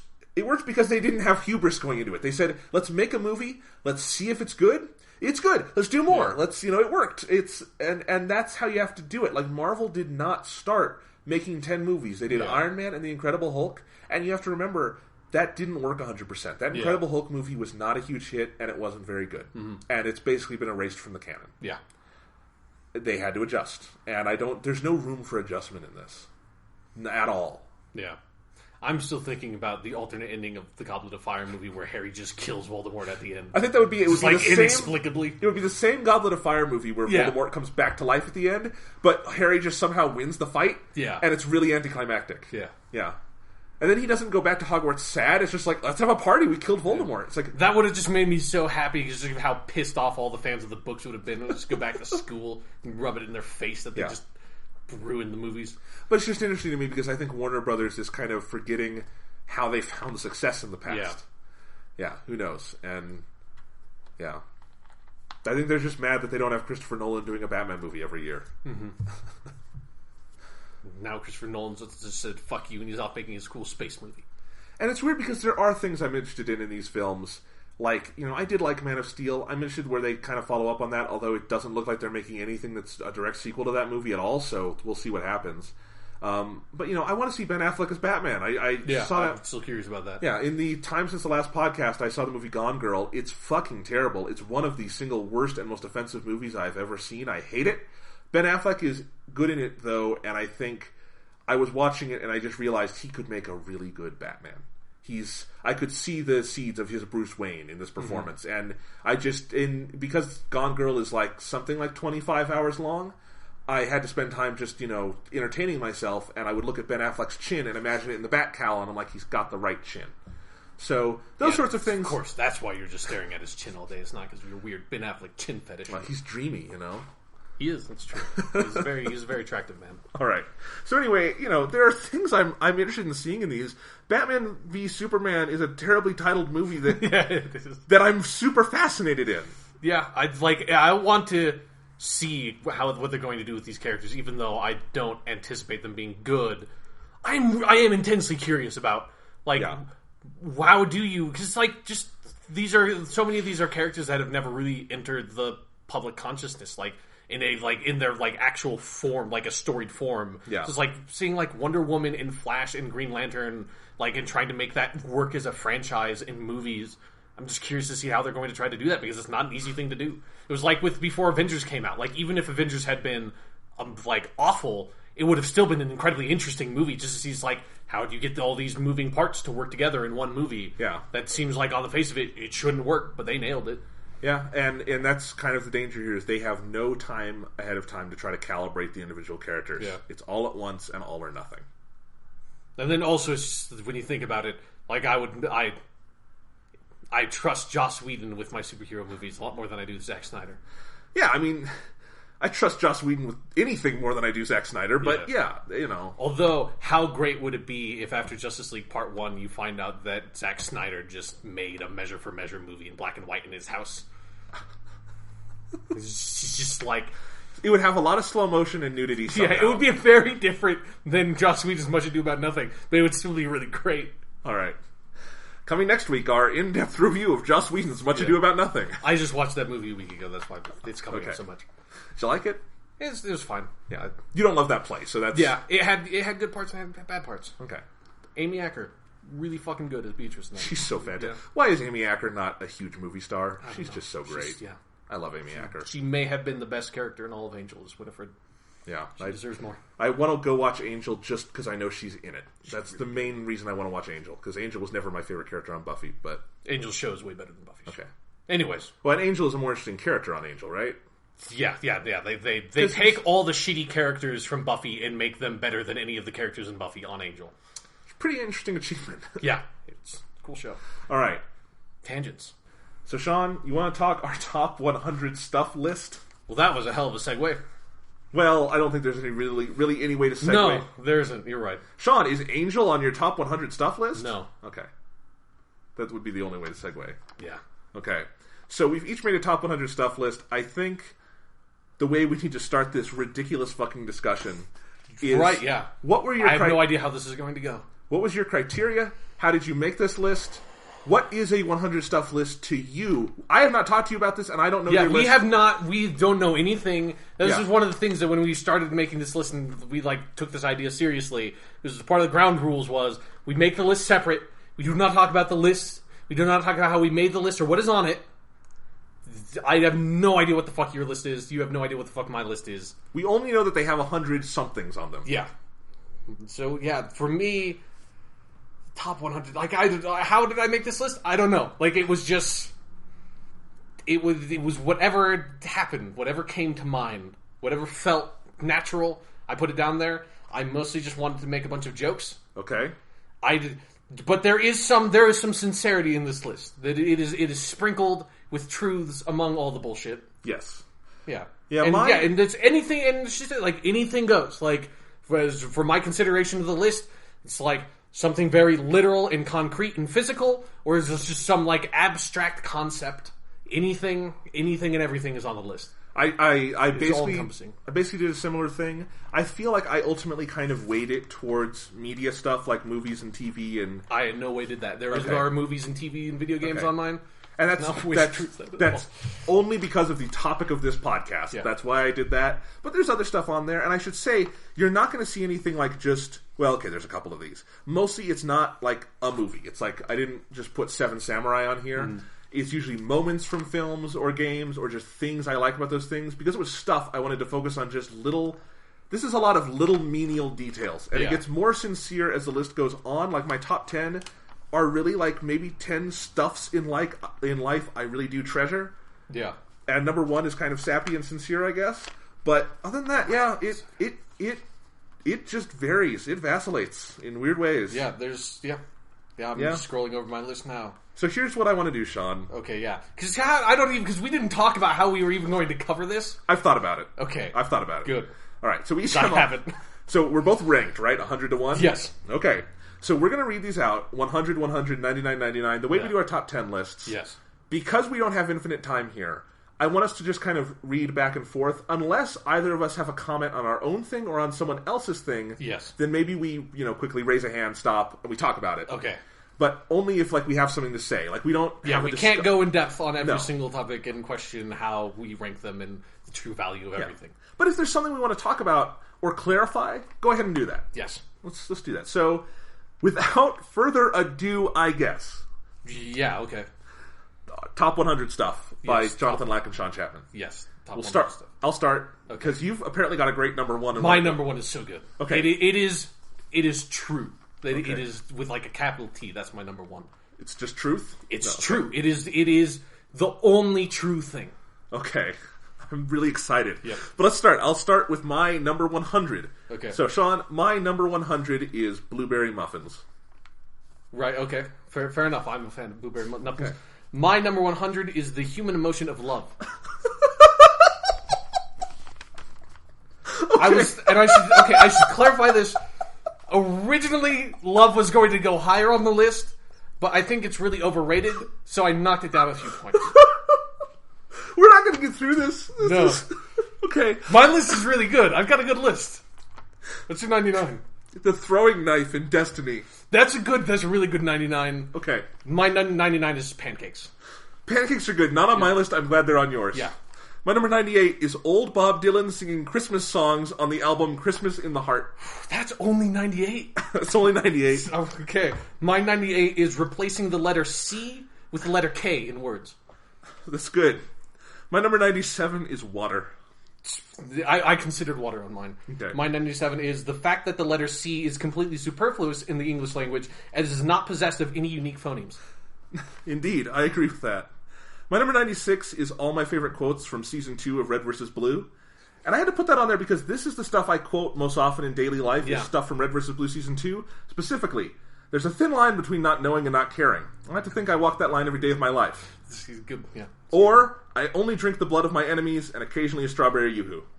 Two of my favorite quotes from anything. Sean, what's your 96? My 96 is light amplification by the stimulated emission of radiation, more commonly understood as the term laser. All right. Lasers are fucking cool. Number 95. A delicious burger that is actually easy to eat with one's hands. Yeah. Because a lot of good burgers, you have to use a fork at some point. Yeah, you have to use a fork or they start falling apart. Yeah, it's a difficult thing. Bullshit. Yeah. My 95 is Nerf dart guns. My number 94 is the Beatles movie A Hard Day's Night, and it's there kind of as a stand-in for all Beatles stuff, because that is the best Beatles thing. Yeah. End of the day. Okay, so my 94 is the feeling of intense relief you get when you wake up from a shitty dream and realize that it was only a dream and everything is fine. Or is it? Also known as the Christopher Nolan effect? Yes. All right. Number 93 for me is baking cookies. Good. My 93 is pillows. Both really good things. Yeah. How are those only 93 on our list? There's a lot of other good things in this world. Yeah. All right, 92, I went with the Duck Amuck Looney Tunes cartoon. Yeah. I was very close to putting that on my list, but I couldn't find a good spot for I had to pick one Looney Tunes cartoon, and that's the one to pick. Yeah, I'm glad you got that. My 92 is the word defenestration. That's a great name. How is that not on my list? I love that. All right, my number 91 is one of my favorite movies. It's Kinji Fukasaku's Battle Royale. I still haven't seen that movie. I need to get to this. I have the Blu-ray. Do you want it? I've had so many opportunities to see it because it's been on Netflix for fucking 5 years. I've gotten so close to seeing it so many times. For whatever reason, I keep on... It's one of those movies that I just want to see and just can't. I don't want to build it up too much. It's really good. I love it. Yeah. All right, my 91 is Lollipops. All right. I don't like Lollipops. Those wouldn't be on mine. Yeah. All right, my number 90 is the Alamo Drafthouse. That's the only... I really like that theater. It's my favorite movie theater, and I watch movies a lot, so I thought I should have something related to that. That's the best movie theater, so I put that on here. My 90 is Tootsie Rolls. I like Tootsie Rolls. Tootsie Rolls are good. Not my favorite, but they're good. All right, my number 89 is the cliffhanger at the end of the Best of Both Worlds episode of Star Trek The Next Generation, and specifically the music. Yeah. It's so good. I actually saw this in theaters once where they combined the two episodes, and they had to cut the music out. You have to watch it separate. Yeah, you should have to watch the first part and then wait a year and then watch the next one. Exactly. Okay. Oh yeah. Okay. My number 89, just combining 91 and 90. It's Tootsie Roll Pops. Okay. Tootsie Rolls and Lollipops put together. So we got Lollipops, Tootsie Rolls, Tootsie Roll Pops. Pretty good. Yeah, pretty good. It's a logical progression. My number 88 is building a castle in Minecraft. Oh, that's a shitty one. Okay, my number 88 is the derivative equation in calculus. I'm just going to move on. Yep. Number 87 is chiclet keyboards, particularly on metal construction laptops, because I think they're the easiest to type on. Yeah, nice. My number 87 is opposable digits, like your thumb. Very useful. Without it, the human species would have been useless. All right, my number 86 goes back to a topic earlier. It's beating the ever-living shit out of bad guys in the Batman Arkham games. Yeah. And all the story and stuff too, but mostly the beating the ever-living shit out of people. Okay, that's good, because mine is also beating the living shit out of the thing. Mine is the fight scene from the movie They Live between Keith David and Roddy Piper, which is probably the best fight scene in any movie ever. And then also just generally the movie They Live is really fucking great. Okay. My number 85 is the feeling of successfully assembling a household object like a bookshelf or a chair. It's good. My number 85 is just Keith David. I should have had Keith David on here. He's awesome. Yeah. I have one actor on here later on, and it's the right one actor if you have to choose one actor. I've got the best right one actor later in my list. I've got the right one. All right, so let's see. Way better. Just wait. All right, my number 84 is the strange, nostalgic charm of the Sonic Adventure games. How did that end up above Batman? I don't know. What the fuck? My number 84 is hope. Like just hope, yeah. Just the concept of hope. Well, my number 83, I think, embodies that. Okay. It's the movie Blazing Saddles. and my favorite two quotes from that movie, well, Jim, what do you like to do? I don't know. Drink, play chess, screw. Let's play chess. Yeah. Or, where are all the white women at? Okay. My number 83 is being able to throw away your trash in a dumpster instead of having to wait for garbage day. It is supremely convenient. It is. Yeah. Yeah, because if you have a garbage collection like my parents do, it's you forget about it. It becomes a problem. Yeah, like the wind will blow it down the street, or like raccoons will get into it. It's just a mess. But dumpsters, you just fucking throw it in the dumpster, and it's out of your life. It's gone. You have so much more autonomy in how you deal with your garbage. Exactly. It's very good, yes. All right, what did you just do? 83? 83. My number 82 is Mountain Dew and all its variants, particularly Code Red and Baja Blast. Yes. Baja Blast is very good. Yeah. It's hard to get, though. My number 82 is base 10 numerical systems. Okay. Like the metric system, for instance. Indeed. No, metric system's good. Yep. Yeah. It's because we have 10 fingers, base 10. I agree. 81 is another film one. It's the How to Train Your Dragon series, because I want to have one piece of American animation on here. That's the only one I've got. Particularly their musical scores. I like those. So there you go. That's nice. And it's got dragons. And, dragons are awesome. My number 81 is the chemical dopamine. My number just brings you happiness. Okay, yep. My number 80 is Cinnamon Toast Crunch, which also brings you happiness. Yep. Cinnamon Toast Crunch is higher up on my list. Okay, good. My number 80 is that episode from Dexter's Laboratory where he learns French, but he can only say the words omelette du fromage. Is that the only episode of Dexter's Lab? It's the only one I remember, and it's the most memorable. Everyone remember that one. It's just fucking great. All right, 79. The feeling of successfully hitting the goddamn button in Halo Reach on Legendary. On that level, yeah. And you know what I'm talking about if you've played Halo Reach. Yeah, yep. All right. Absolutely. My number 79, related to my 80, is rejecting the knowledge discovered later in life that omelette du fromage is actually grammatically incorrect in French, and thenceforth harboring a deep-seated hatred for French people and their culture. I agree with this. All right. My number 78 is rice. Okay, my number 78 is the movie Mothra vs. Godzilla. You could eat it. You could watch it while eating rice. Yes, you could. Many people probably have. Yes.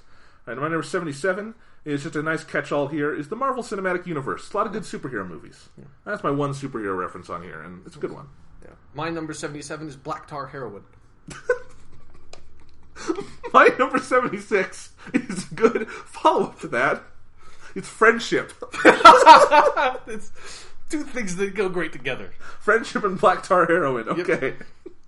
Okay, this is... So Black Tar Heroin goes above... Okay, never mind. Goes Go above on. love and hope. Yeah, all those things. Okay, my number 76 is the previously mentioned Cinnamon Toast Crunch. Okay. Fine series. How did those end up so similar in placement? I don't know. Okay. I'm really hoping that there's one thing on this list that just inexplicably we both have in the same place. That'd be incredible. My number 75 is every single montage in the Rocky series. This is a good one. My number 75, I think I was hungry when I got to this part of the list, is Captain Crunch Crunch Berries. Which I'd place a little bit above Cinnamon Toast Crunch in my hierarchy cereals. No, they're good. They're good. I have not had Crunch Berries since I was a kid, but I like those a lot. Yeah. Let's see. My number 74 is Yukiko with glasses in Persona 4. Which goes back to an old podcast joke. It's a story. It's your greatest fetish. It deserves to be on that list for you. Yeah. At least it's not feet or something weird. Anyway. Yeah, my number 74... the greatest of all cereals is Frosted Flakes. Okay, you were hungry when you made this part. Yeah. All right. Let's see. My number 73 is driving. I like driving. I have walking much higher up because I like walking more, but I didn't even think about walking. I didn't think about that on my list. My number 73 is washing machines. They're good. Imagine having to do your laundry without them. That would be horrific. I'd live in a nudist colony or something. Yeah. Yeah. All right. 72 is, I was just doing this while I was writing the list, is watching the show Parks and Recreation over and over again. Because I like doing that. You do seem to do that, yeah. I have seen that show like 6 times all the way through. Yeah. It's a weird thing I have. My number 72 is wireless mice. Nice. Wireless mice are really good. It's very extremely convenient. Oh, yeah. My number 71 is John Goodman shouting, "This is what happens when you fuck a stranger in the ass" in The Big Lebowski. It's a very good one. My number 71 is, this is an edit. It's wired printers. Because I recently discovered, fuck wireless printers. Plug your fucking computer into your fucking printer and everything works fine. Yes. No, wireless printers are mankind's most inconsistent invention. They're terrible. Yeah. They don't work. Wired printers, fucking like magic. Yes. Incredible. Yeah. Unlike mice, which work just fine wireless, printers do not. Yeah. All right. So my number 70 is Pikachu. Nice. My number 70 is Half-Life 2 Episode 2. Nice. My number 69 is car trips or road trips. My number 69 is just Half-Life 2. Okay. So, let's see. 68 is going on crazy killing sprees in Red Dead Redemption without a bandolier. Because I thought that would make you happy, Sean. Yeah. I mean, it didn't make me happy. Okay. My number 68 is just the original game, Half-Life. Okay. My number 67 is looking at my watch and or phone, whatever my timekeeping device is, and seeing there is less time left in class than I had previously thought and or dreaded. That's a good one. Yeah. I was thinking about putting something similar on my list, but I couldn't think of quite how to word it. Okay. Yeah. Okay, my number 67 is it's the half-life of the isotope polonium-212, which happens to be 299 times 10 to the negative 9 seconds. So you like the scientific principle of Half-Life more than the games? Yes. Yeah. Okay. And specifically the half-life of the isotope polonium-212. Okay. Let's see. 66, this is a nod to one of my favorite TV shows. It's the Jane song from Janestown, the episode in Firefly. Right, yeah. That's... Hero of Canton, the man they call Jane. Really good episode. Yeah, good episode. Good song. Yep. Okay, my number 66 is Homer's Odyssey. It's one of my favorite stories. Also an episode of The Simpsons, I'm pretty sure. That's true of everything on this list, probably at this point, just statistically speaking. All right, I love that episode where Homer goes on a killing spree in the Old West without a bandolier. All right, my number 65 is The Godfather, the movie. Nice. My number 65 is Godzilla versus Destroyer. That might be the closest we come. I don't know. Yeah. Let's see. My number 64 is Super Smash Brothers, the series. Yeah. I feel like you can lump them all together. My number 64 is credit cards. Just fuck carrying money. Yeah. Absolutely. My number 63 is the Angry Video Game Nerd series, the web series. That's my favorite web series. Yeah. That's a lot of fun. My number 63 is hot dogs. I like hot dogs. Hot dogs it's fine food. I should have thought of that. My number 62 is another TV show. It's the show Chuck. I couldn't think of like a smarmy thing from that show. That whole show's good. I like that show. My number 62 is the graphic novel The Killing Joke. That's a really good graphic novel. Yes, it is. I should have thought of that. It's my Batman slot on the list. My number 61 is classic Halo multiplayer. Yeah, it's good. My number 61 is rampant materialism driven by our modern capitalistic consumerist culture. Right. My number 60 is it's George McFly punching out Biff in Back to the Future. Yeah. Or Give Me a Milk, Chocolate. Or I'm Your Density. Really, any George McFly scene in Back to the Future, I think he's really funny in that movie. He is, yeah. Yeah. Go Crispin Glover. Yeah, underestimated in that movie. I saw a great movie in a film class recently. It's called The Beaver Trilogy. Huh. It's not about beavers. It's about this town, and it's basically, it starts with this like documentary clip about this guy in this town called Beaver, who is an Olivia Newton-John impersonator. And then there's 2 remakes of that short film, like with actors. Huh. And the second one, like the fully fleshed out version, stars Crispin Glover as this guy. And it's the year before he did Back to the Future. And it's glorious, and I should have put it on my top 100 because that is one of the best movies I've ever seen. And you get to see him dress up in drag as Olivia Newton-John. Nice. So it's really funny. Are we on me now? Yes. Yeah, okay, right. So my number 60, related to my 61, Christmas presents. Oh, nice. Yeah. My number 59, I'm going to have to come up with something new on the spot because it says Mountain Dew again. Sprite. No, Sprite's probably higher up. What's something I like in the world? Oxygen. Oxygen, sure. Let's go with that. I didn't put that on my list. Okay, find a spot for it. One of us should have oxygen. My number 59 is officially oxygen. I'm going to cross this out. There we go. Okay, my number 59, this is sort of a series of ones related to one another. My 59 is the feeling of smug satisfaction I get whenever I hear someone misuse the word nonplussed. My number 58 is the feeling of playing any of the great ultra-creative levels in any of the following Mario games. Mario 64, Galaxy 1 and 2, 3D Land. Nice. I like those Mario games, so there you go. My number 58 is the slow, brooding resentment that builds up for said people over time as they continue to misuse the word nonplussed. Okay. My number 57 is Krzysztof Kieslowski's Three Colors trilogy. My number 57 is the ultimate sense of intellectual superiority I foster deep within myself by knowing the real definition of the word nonplussed, but never actually correcting anybody about it. My number 56 is Edgar Wright's Three Flavors Cornetto trilogy. My number 56 is kitties. Just kitties. Nice. I like kitties. My number 55 is Mark Hamill's Joker in Batman the Animated Series. Nice. My number 55 is puppies. Step above kitties. My number 54 is Peter Sellers' accent in the Pink Panther series. This is related to one of my higher up ones. Okay. My number 54 is platypuses. Oh, how did I forget platypi? Platypuses? I don't know. I love platypuses. Alright, my number 53 is a boring one. It's the Criterion Collection. They release really good movies. Yeah. That's good. My number 53, I should have engaged in this earlier, but is arguing endlessly about the proper way to pluralize the word platypus, or octopus for that matter. And you can just say platypuses or octopuses. People saying octopi and platypi, there's no grammatical reason to do I that. understand. It's just nonsense. Yes, platypuses. 52 is playing Mario Kart Double Dash and making my brother throw the items. Nice. My number 52 is the word cunt. That's a really good one. I don't know if I have swear words on this. I wasn't thinking about that. My number 51 is Harakiri, the movie by Masaki Kobayashi. I've seen that movie. Not the Ritual Suicide. It's a very good movie. It's phenomenal. It's a really fucking so good movie. good. My number 51 is the word cunt, but spelled with a K. Going back to what you said earlier? Yes. Alright, my number 50 is the Wario Land series of games. Nice. My number 50 is light amplification by the stimulated emission of radiation, also known as laser, but spelled with a Z.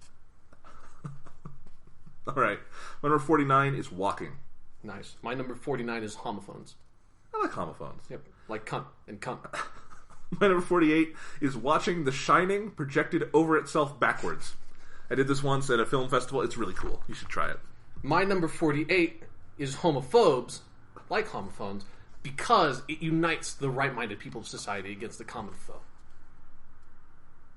Wait, what are you in favor of? Homophobia. Because if you have homophobes, then that means that people who are progressive get to have this othered faction about people who are against gay people, okay. And you can unite against them. It's the common sort of psychological structure that manages to keep human society together. It's very important. See, I thought you were saying you were for homophobia for a second, and I was freaked out. I think homophobes are an important stuff in the universe. If we didn't have it, we couldn't have like a morally righteous community. Indeed. Yeah. My number 47 is the Indiana Jones series, particularly the truck chase in Raiders, or the abject insanity of Temple of Doom. Nice. My number 47 is homogeneous species, which is basically any sort of species that does not have a significant amount of biodiversity. So sort of your cows in the world, your pigs, the ones that we have sort of taken and twisted to our own sick purposes, those are the homogeneous species, and I think they're pretty good. My number 46 is Reese's Peanut Butter Cups and assorted related candy items. Yeah. My number 46 is electric fans.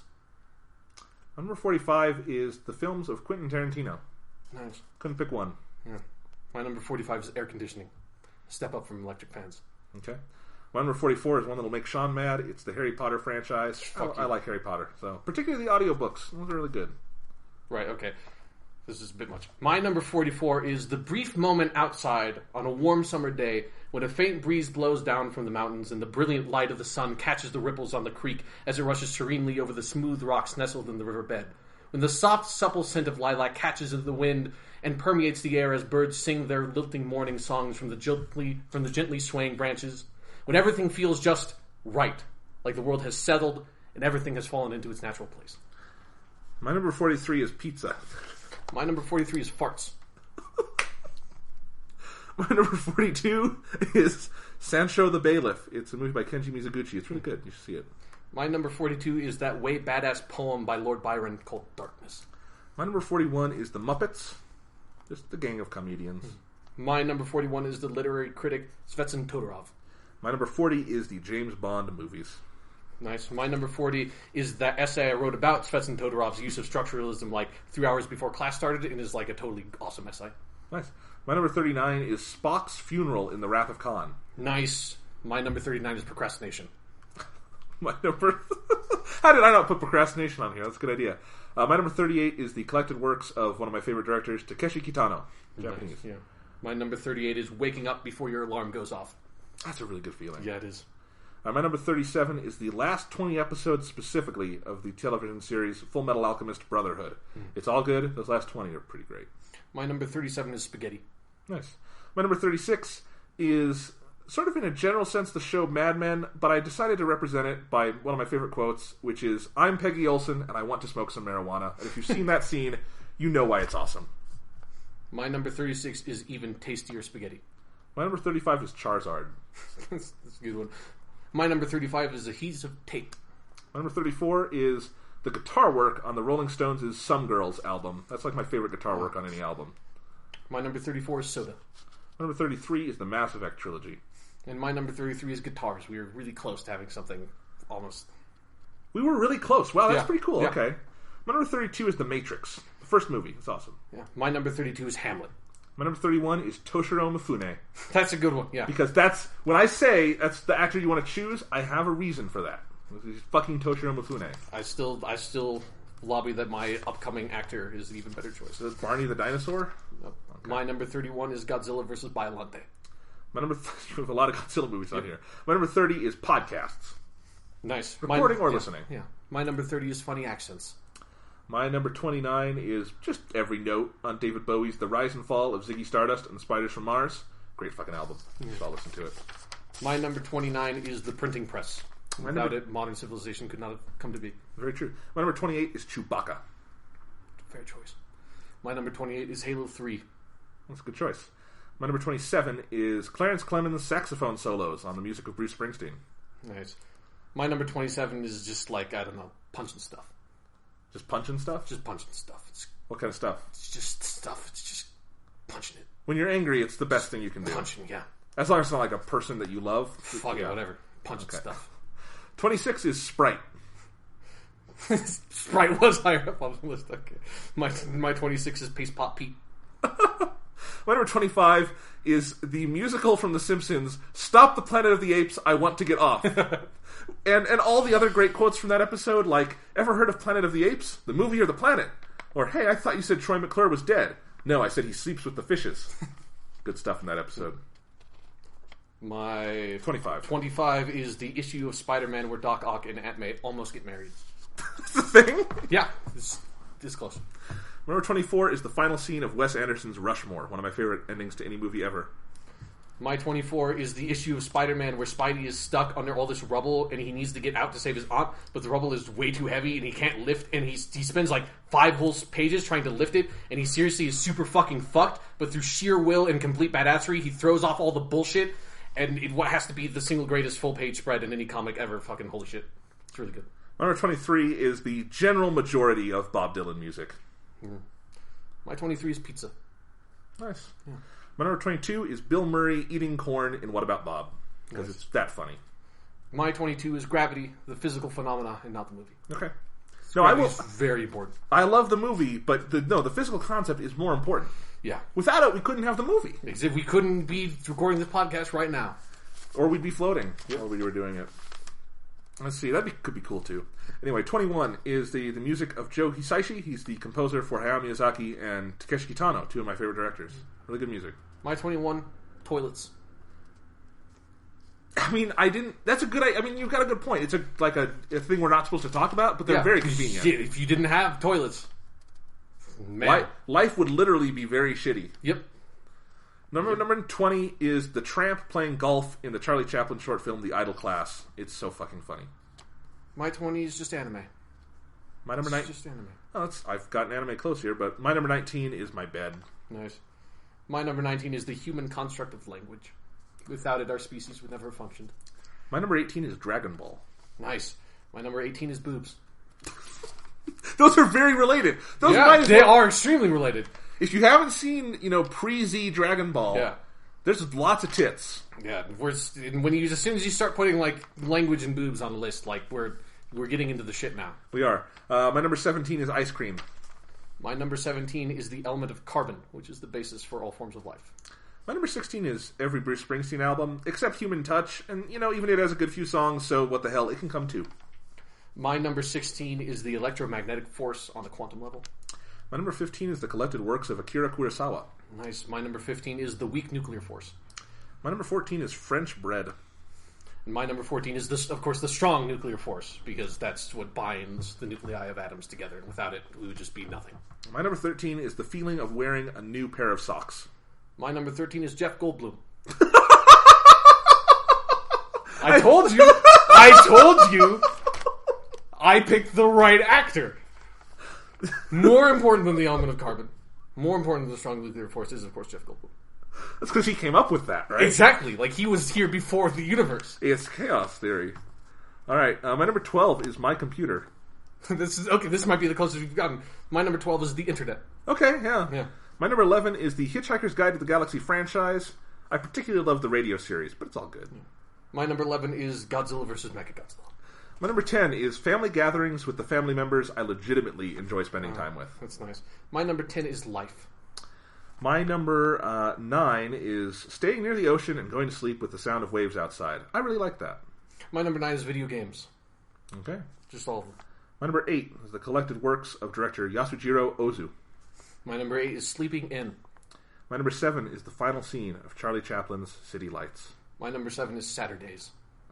My number 6 is the entire Lord of the Rings franchise, particularly the original book and film trilogy. My number 6 is Persona, just all of it. Okay. So that means my number 5 is Doctor Who.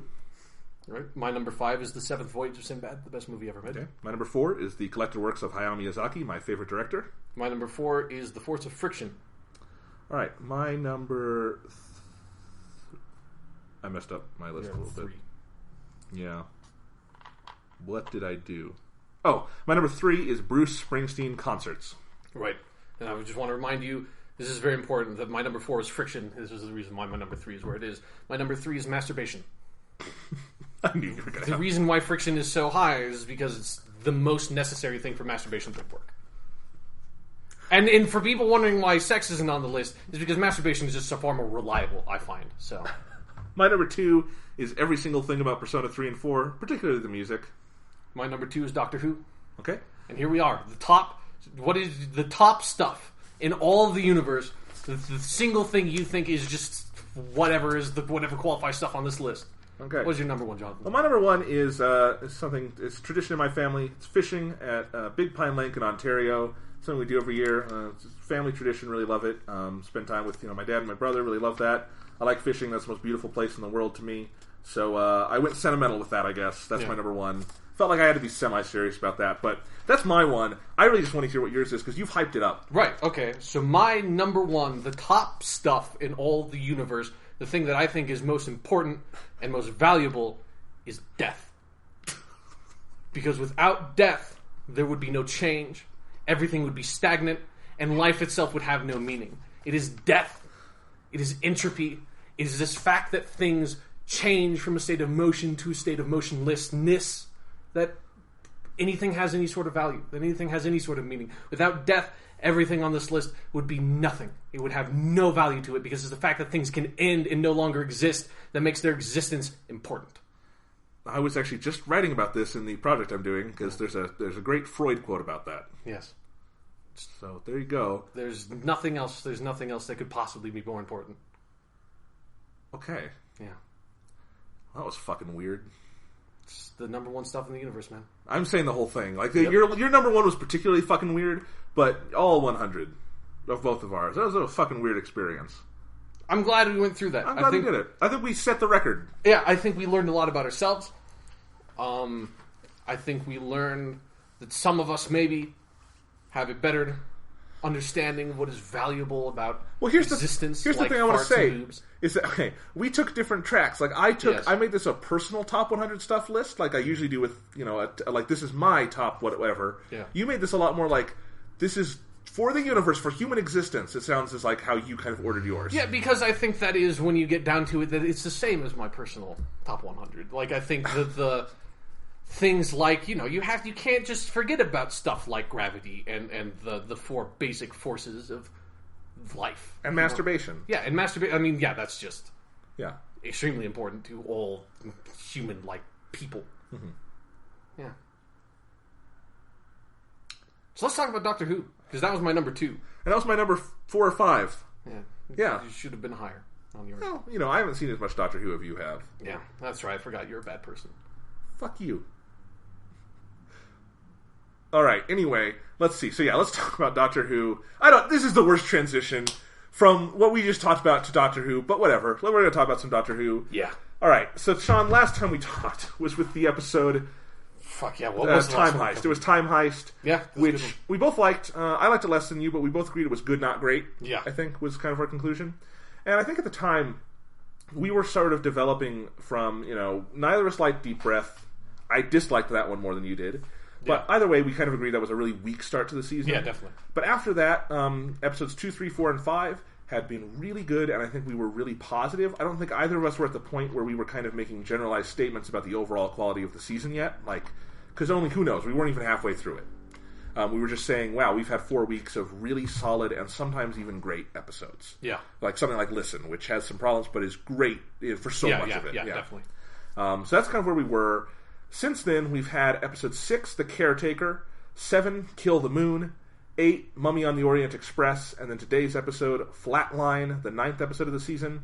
We're much, past the halfway point now. There's only 3 left this year. Well, 4 with the Christmas special, but 3 in this season, technically. And so, now we're definitely kind of over the hump.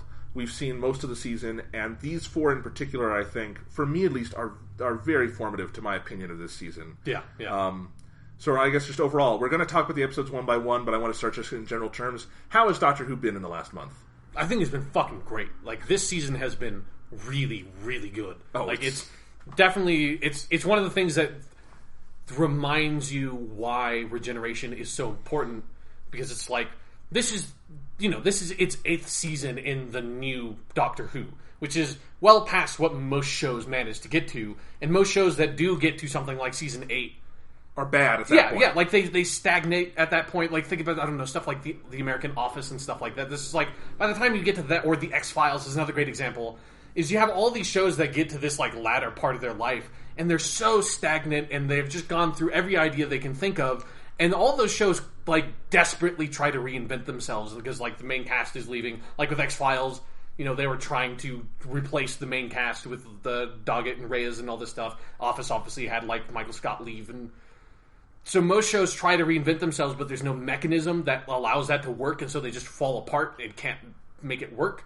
Whereas with Doctor Who, it's like, this is the 8th season of New Who, and I think so far is one of the strongest that New Who has had. Like, and especially coming off of Series 7, I thought did feel very sort of stagnant, and partially because of weird production stuff like the split season, but also because, maybe Stephen Moffat just wasn't feeling it. Like, he needed something like big and new to just sort of force him to go in a different direction with the show.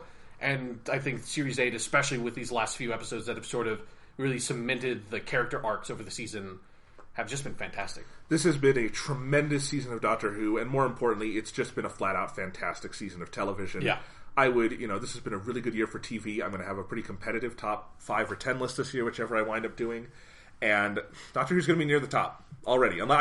Unless they really screw the pooch in these last 3. Yeah. And I trust them now. I think, I'm still a little worried about maybe where the Missy stuff is going. Yeah, because the finales are almost always just super messy. But, who knows? The last time Doctor Who was on a roll like this was Series 5, and its strongest punch was at the end. Yeah. And, that's the thing, is I think the only other benchmark in modern Who you have to compare to is Season 5, because that's the only other season that was consistent all the way through, and was great, and had great arcs and everything. Yeah. And I think if Series 8 continues up this level of quality, or even, just if it doesn't fall apart by the end, I think this will have been the strongest season of the show to date. I think I'm kind of there with you. Yeah. Because I think here's what these 4, and I should say, these 4 have the one episode of the season post Deep Breath that is an outlier to me, and that's Kill the Moon. Yeah. I know you agree. There are things in Kill the Moon I like and find interesting, and I think overall it does nothing to hurt the season. Yeah, it's not like so bad an episode that it just like sinks it. But no, because actually it does. It introduces some good stuff that they pay off on really well after that, and I think it's interesting within the episode too, even though there's a lot of problems there. But what these 4 episodes solidified for me is that this season has had, I think, the highest average episode quality of any season of Modern Who. I love Season 5. There's not a bad episode in there. But rarely did you get something as good as The Caretaker, or Mummy on the Orient Express, or Flatline, or Listen, or Into the Dalek. I mean, we're talking just home run episodes. Yeah. And a consistent string of them. Yeah, like there's several episodes in this season that feel like if this was in one of the old, like, previous seasons of Doctor Who, it would be like the standout episode like Blink was of Season 3, Absolutely. And it's a series of standout episodes, and that's what's so amazing about it. But it also solidified for me, I think this is easily the best writing any Doctor has had on Modern Who. Mm-hmm. Not even a contest, because I think you look at David Tennant and to a lesser extent Matt Smith, they had interpretations of those Doctors. They were strong interpretations. They were great characters on their own. Yeah. But I also think the writing at certain points, even in their first seasons, just relied on the talent of those actors more than giving them something really interesting to play sometimes. And I think that became especially evident as Smith went on, because Tennant's work and writing actually just got better because he started out with a bad season. Matt Smith, by the end, I think, was having to hold a lot of stuff together on his own. He never gave a bad performance, but sometimes his writing was not great. And maybe Peter Capaldi will get there by his third season. I don't know where the show's going to be at that point. Yeah. But just in terms of interpretation of the Doctor and who he is and where he is at this point in his life, it's been so phenomenal. It's given Peter Capaldi so much room to just do just tremendous work. But it's also just the writing itself is great. And these themes of, is the Doctor a good person? What makes him bad? How does what kind of makes him bad or mysterious make him great? Yeah. These moral conflicts, these moral dilemmas, and then most importantly, the relationship with him and Clara. I can already say this is the most, far and away, the most interesting Doctor-companion relationship of Modern Who. Yeah, I agree. And I think Clara has pretty much turned into the best companion Modern Who has had. Yeah, which is just inexplicable. Yeah. Compared to, like, go back and listen to us talking about the latter half of Season 7. It's just like Clara was just such a non-character. Yeah. Because they just turned her into a plot point. It's like they managed to make it work by just saying, it's like, fuck it. Like, we're taking the show in a new direction, and she is along for the ride, and we are just taking her in a new direction and building a character arc for her revolving around the new character arc for the Doctor. Absolutely. And, you know, here's the one thing we knew about the Clara companion in Series 7 is that Jenna Coleman was really talented. Yeah, definitely. And they just didn't know how to utilize it. Now it's turned out, I mean, part of why I think she's the best companion is she's just simply the most talented actress Doctor Who has had in that role. Just easily. I mean, she can do things acting-wise that, you know, as much as I love a Karen Gillan or who played Donna, what's her name? Catherine Tate. Yeah, Catherine Tate. They're just not actors of that caliber. Yeah. And I think the way, because again, she's going toe-to-toe with Peter Capaldi, who is one of the great modern British actors. Yeah. And, you know, he's coming into Doctor Who with this incredible amount of pedigree, and she is matching him at every turn. I think it's easy to maybe overpraise Peter Capaldi at the expense of Jenna Coleman. You have to put them as one and the same. They are giving performances of equal power at this point. And I think all 4 of these episodes in this stretch we're talking about demonstrate this. Even Kill the Moon, which is weak in a lot of ways, the power of their performances is not diluted by that. Yeah, exactly. Like, with the only time Kill the Moon works is when they're, like, kind of both on screen together. Yeah, absolutely. So, let's go one by one here, because the episode that really solidified me on my thoughts on all this is The Caretaker, episode 6. It is still the high point of this season to me. I think it's the best episode of this season so far. And then followed by, when we get to Mummy on the Orient Express, I think would be my second favorite. But because I would flip those two. I'd say Mummy is my favorite. Okay. Which if you had told me that, I would say that Mummy on the Orient Express, like, just that episode title was my favorite episode of a season of Doctor Who, then, like, that must be a terrible fucking season then, because that sounds like, while that sounds like that should be a great episode of Doctor Who, it sounds like it would be a fucking awful one. But it's fucking great. It's fucking great. We'll get there. And I should say it's a matter of degrees. Those 2 episodes are just phenomenal. Yeah. But The Caretaker, it's a Gareth Roberts episode. He wrote The Lodger and Closing Time, the sequel to The Lodger. And those are great episodes. The Lodger is just one of the great Matt Smith episodes. Yeah. Closing Time is a wonderful episode of season 6. Very funny. I think they did things with the Doctor that no writer had really done before. Yeah, definitely. Yeah, The Lodger was just such a different... Like, there's no episode of Doctor Who that was like The Lodger. Absolutely. And The Caretaker, it's a very different episode than the Lodger episodes. And yet, it does a lot of... It shows that Gareth Roberts' talents extend, and what he does well with Doctor Who extend to kind of any Doctor Who setting. Yeah. Because this is another one that is about, ostensibly, the Doctor in real life, quote-unquote. But it's such a different version of that. And I think it's emotionally rich and considered in ways... You know, The Lodger has some great emotional beats, but it's primarily comedic. Yeah. And it's a character examination through comedy. The Caretaker is wildly funny, but I think it's got a pretty... dark, interesting heart to it. Definitely, yeah. Because, and it's also interesting, like, when you compare this to his previous episodes, it's like, I think the thing that makes The Caretaker work so well is that, like, one, it's the first episode that really, like, makes Danny Pink part of, like, the main plot. It uses him as a character. But also, it's the best episode in the whole season at sort of juggling the relationship dynamic that's sort of at the heart of the season, the relationship between Clara and the Doctor, and Clara and Danny, and sort of, like, how those things work and what that says about her as a character. Yes. And Gareth Roberts' other 2 episodes did not have companions in it almost at all. Like, Closing Time had like a cameo, and Lodger had like Amy had like 2 lines in it. You know. Yeah. And that's something we should say. I think that these 4 episodes continue to trend from the rest of the season, is that Clara is the main character and POV in this season. Yeah. I think. She's our point of view character, and she is the ostensible protagonist of these episodes. And that's not to say the Doctor has been minimized in any way. He's still got a great arc going on and everything, too. They're very closely linked. But, not only is this not a companion light episode, the Caretaker is about Clara more than anything else, I think. And when you get to the heart of things. Even though it is an episode about the Doctor, it's an episode about the Doctor as he's viewed by and how he affects a human, and how Clara is, affected by that for good and for bad. Yeah. And I think it's so interesting the dynamic ways it does that. Mm-hmm. Because that first half is just so fucking funny. With the Doctor in his Caretaker uniform, going around Coal Hill School, and the exchange he has at Clara's window about Jane Austen. Yeah. So fantastic. I wish I had notes of just all the great jokes in that first half of that episode, but they're great. But then you get into that middle portion, that kind of big scene in the middle where the Doctor is trying to catch the robot dude. Yeah. Who's a really good enemy, I should say. Yeah. Because there's not a lot about him, but right. He's just enough of a threat for the episode to work. Which is something Doctor Who has gotten right this season, is that it doesn't let the enemy just totally overwhelm everything. Yeah. It just gets to be a part of things when it needs to be, and when it's more of a focus, it has that focus and it works. Yeah. But anyway, so you have that, and he's trying to catch it, and Danny kind of interferes for reasons you understand. Yeah. Danny's trying to be a good guy. It's interesting. This is an episode of things that could be contrivances, but aren't, because you understand everyone's point of view. Mm-hmm. Which is hard in writing. Yeah, definitely.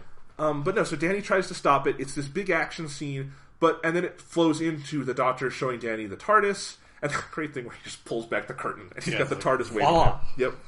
And just the bickering between Clara and the Doctor, and this is just the most mortifying moment in Clara's life. It's God, the way when that first all happens, she tries to play it off as is it being a play? Yeah. Is probably the funniest scene a companion has ever had, but also just really good. It's not just comedic, it's funny, but it has its dramatic place in the scene as well. Absolutely. And I think that's really the turning point for this episode, where it becomes less about the Doctor in real life and how that's funny, into how the Doctor, he's helpful and he's heroic, but he doesn't really belong. And that's kind of a theme of this season, is that he just, because of the way he views things and because of his cosmic perspective on things, what is his relationship with humanity represented through Clara, and what can Clara do about that? And I think that becomes a really interesting question here, where she loves this man, not in a romantic way. She has this man she loves in a romantic way, and that's Danny. Yeah. And which relationship matters more, which one means more, which one is healthier. And I think all these questions, there's no easy answers to any of them. Yeah, exactly. And I love that. And I think the last half of The Caretaker were also funny and exciting. It dives into these characters in such fascinating ways.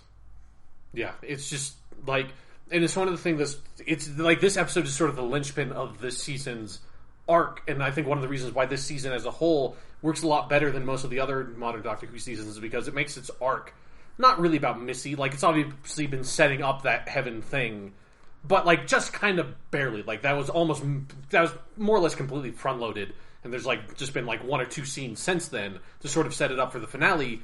But the season has not been about that. It's not been placing that in every single episode like Bad Wolf. This is about the character relationships and how they evolve, and sort of trying to find out who Clara is as a person, why she's traveling with the Doctor, what that means, and who and what does her relationship with Danny mean to her, and then also who this new Doctor is and what that says about this character, that he is like this now, that he has stripped off these sort of affectations he had as the 10th and 11th Doctor, and he's not dealing with the bullshit anymore. He's just being himself. He's just being serious and kind of grim and unpleasant. It feels kind of how he is. It feels like we've gotten to the core of who the Doctor always was. Yeah, it feels like we have gone back to a version of the Doctor that is more in line to a lot of sort of the classic Doctors, particularly with William Hartnell. And I think Tom Baker also had a lot of that sort of weird dark element to him. And then more than anything, this feels like Peter Capaldi's season. It feels like what they wanted to do with Colin Baker, but they just couldn't because they didn't have the budget. I think the style of writing at the time could not accommodate this darker sort of version of the Doctor that was more grim. You're absolutely right about that, and I hadn't thought about it. But when we watched The Twin Dilemma, I think we both said, there are so many interesting ideas that just aren't done right here. And that kind of felt how Deep Breath started out, but luckily they pulled out of the slide, which they didn't with Sixth Doctor.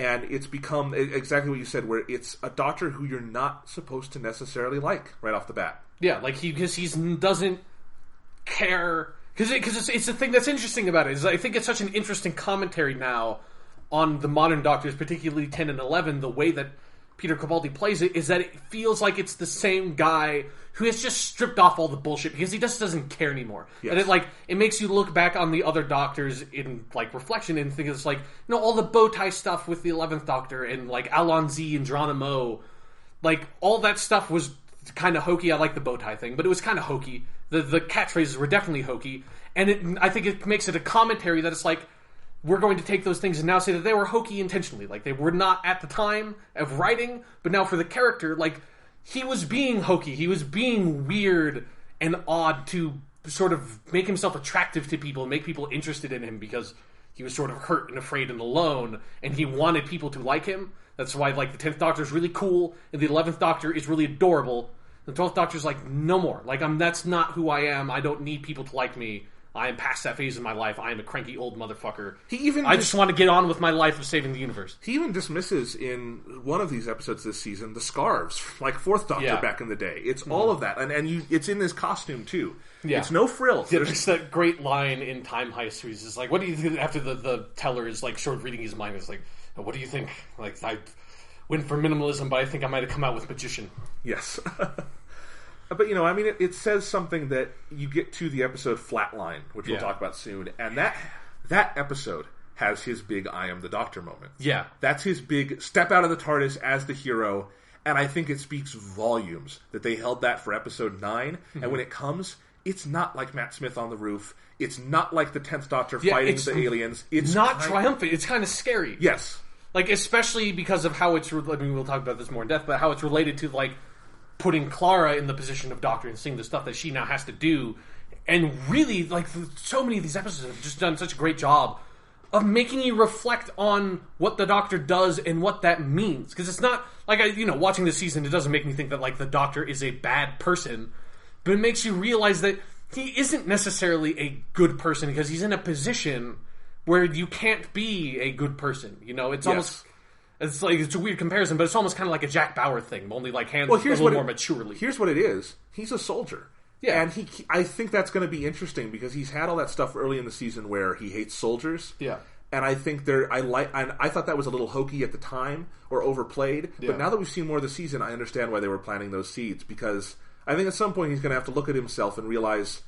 or maybe he already has, and that's also part of it, is that he seems to know himself and also try to hide himself in some ways. Yeah, because there's always I've found the soldier thing that they've, like, kind of brought it back interesting, because that's always been something that has been kind of a part of the show, because he interacts with the military so much, particularly in the classic series, especially when you get to the 3rd Doctor unit, that there is always this tension between the Doctor, where it's like the kind of situations he's in, he has to be working with some kind of military faction, because he's dealing with, like, planets blowing up and shit. Yeah. And so he needs, like, soldiers and those kinds of, like, people with guns on his side, but the Doctor doesn't want to be the guy who uses the gun. He doesn't, like, I think he's sort of intellectually opposed to the idea of being a soldier and, like, having to take orders and stuff like that.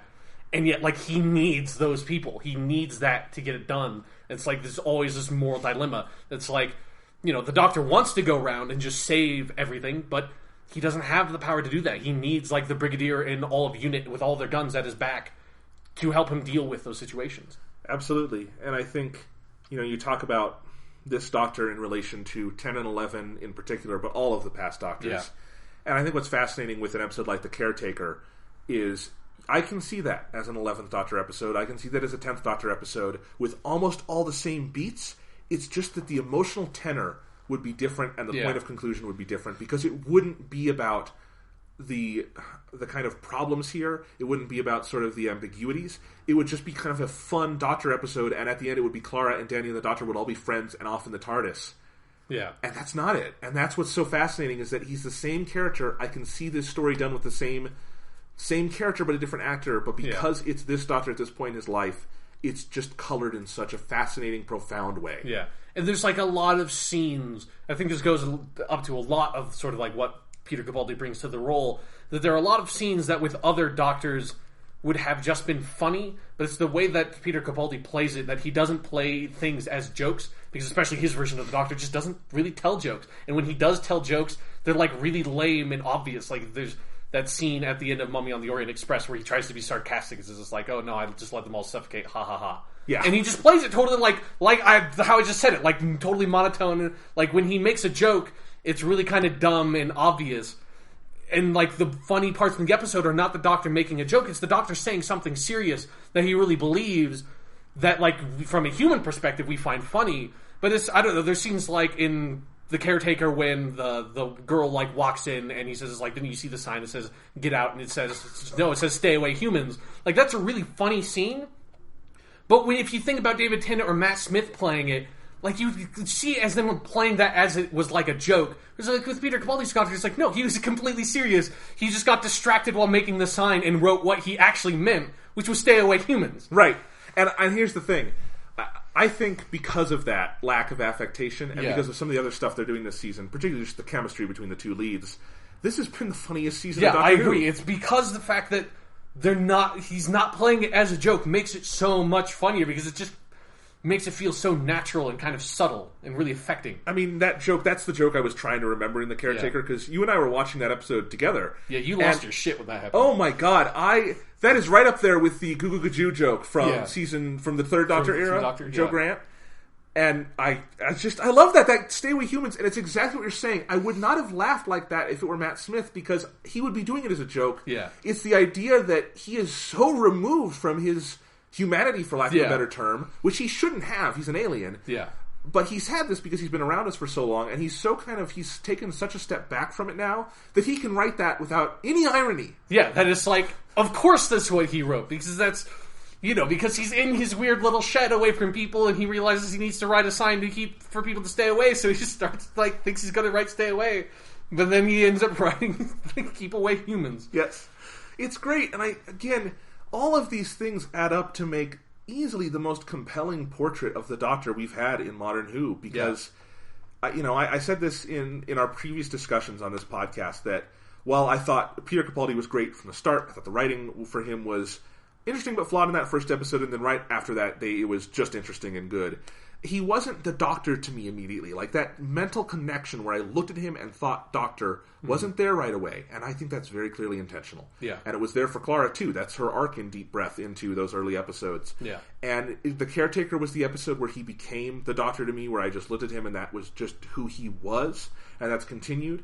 But it's a different kind of acceptance, and it's a different kind of fascination in that character now, and a compelling nature to that character now, where he's the Doctor and I accept him, and he's that beloved character to me in the same way these other actors were, but with this extra layer of drama and humor and just dynamism is, I think, the right word, that I don't think we've had on modern Who yet. Yeah, he just feels so fully realized as a character, even though he's only had 9 episodes so far, and he already feels more developed than he feels like he's at the point of his character's development that David Tennant was at the beginning of season 4.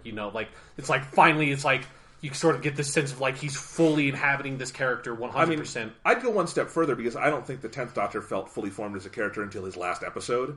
That's a problem for me with him, is that I feel like he had a lot of divergent parts that they managed to pull together in his last scenes.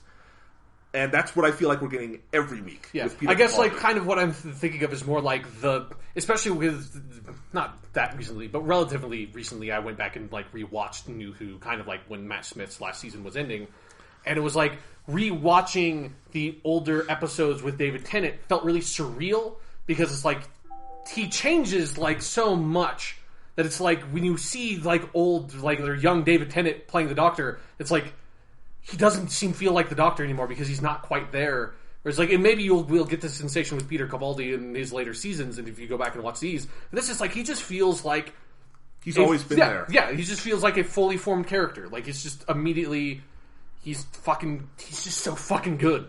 And I think, while I think The Caretaker is my personal high point of the season, the fact that we've had multiple episodes that people could argue for being the best, and I would not take issue with that.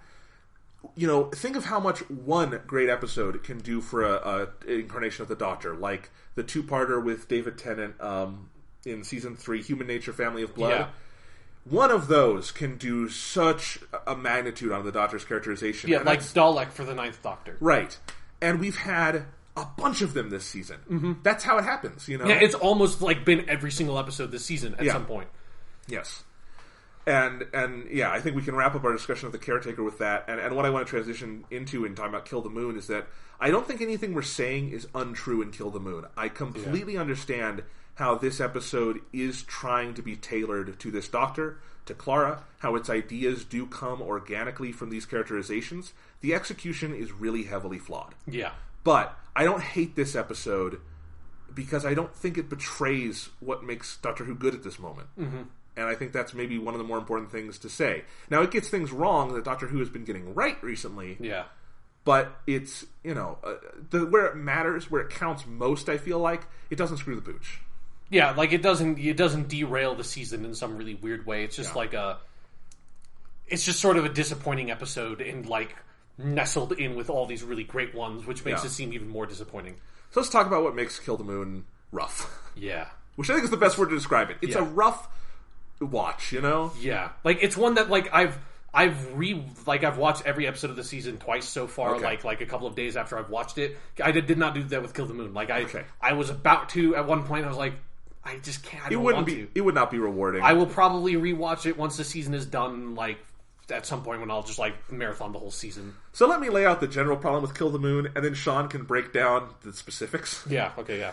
The general problem with Kill the Moon is that it's got an interesting idea to it and premise, and I think the character dynamic it sets up, where the Doctor does something so anti-kind of humanistic that it really shocks Clara into realizing what he's become and makes her question whether or not she's been doing the right thing staying with him, which these are all ideas seeded in those previous episodes into the Caretaker, felt very natural. And like the successive episodes have executed on very well with the fallout. Yes. And then, ending with her just flat out blowing up at him and leaving. That sounds like the skeleton of a great Season 8 episode. Yeah. The problem is that every single fucking step of the story is beset by the worst science I've seen in modern science fiction. Yeah. You have to go back to, like, Ed Wood to get science fiction this bad, in terms of just messing up such basic details of science that this is not nitpicky. It's that I can't buy into any part of the reality of any of this. And this is something I actually just had to write a paper on this.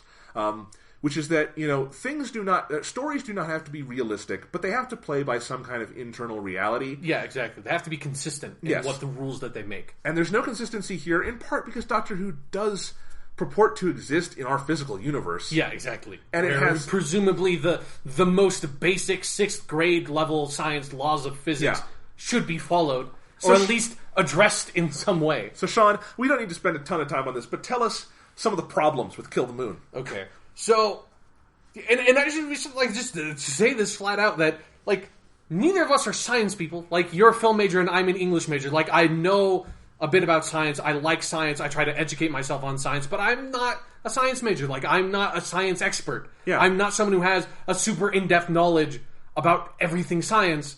But I do have, like, a basic cursory knowledge.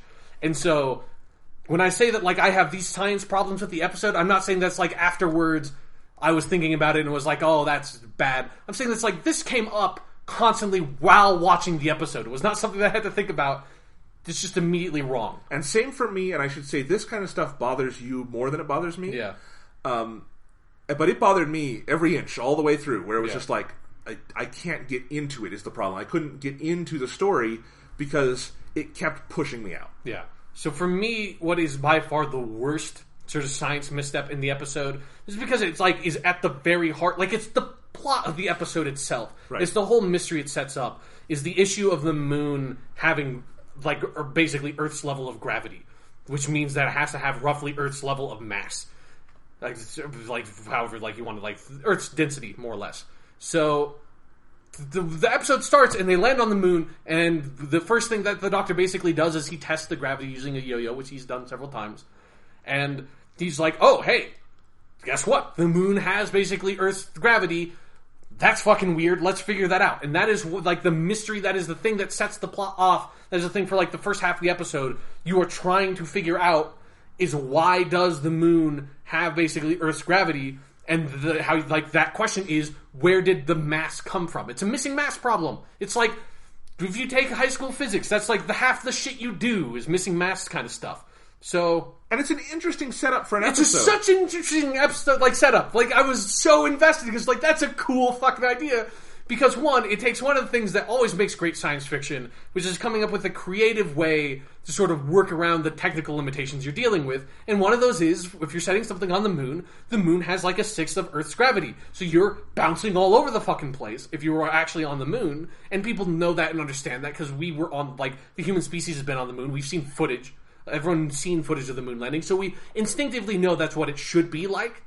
So you need to address that in some way, and so this is such a cool fucking way to do it. It's just be like, well then let's make that the story if we can't just have them all be moonwalking all the time.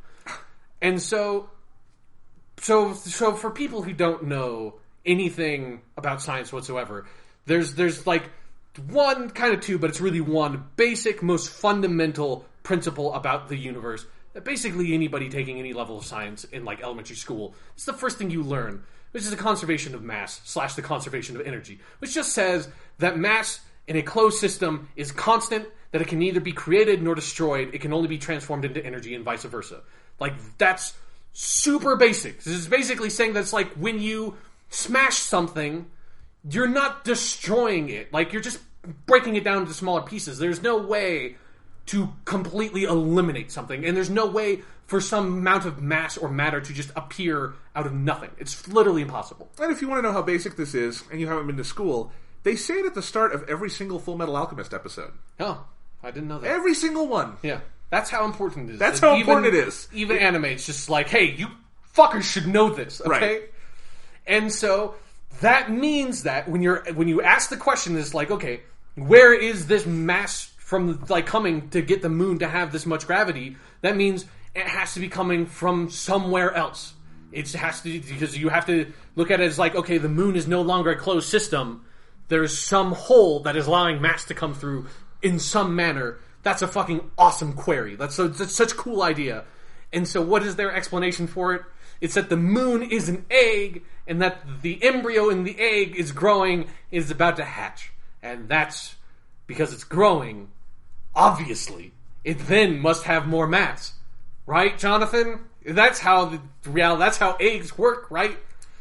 This was the moment when they revealed that. It's like, this is an episode that walks and talks and acts like a good episode of Doctor Who. Yeah. So it wasn't like, I never felt outright angry at it until kind of the end, but it was just like this befuddlement of like, well, wait, why? That doesn't make any sense. It's like, I got so fucking pissed when they did that because again, I was so invested in the mystery, and then it's like, that's not, no! Like, what do you mean that it's growing and so it has more mass? And it's just eating the shit in the egg. The mass is the exact same. Well, and that's exactly what I thought. It was just a quieter, more befuddled, like, I don't get this episode. What the hell is it doing? Like, it's that kind of like, fucking pissed. Yeah.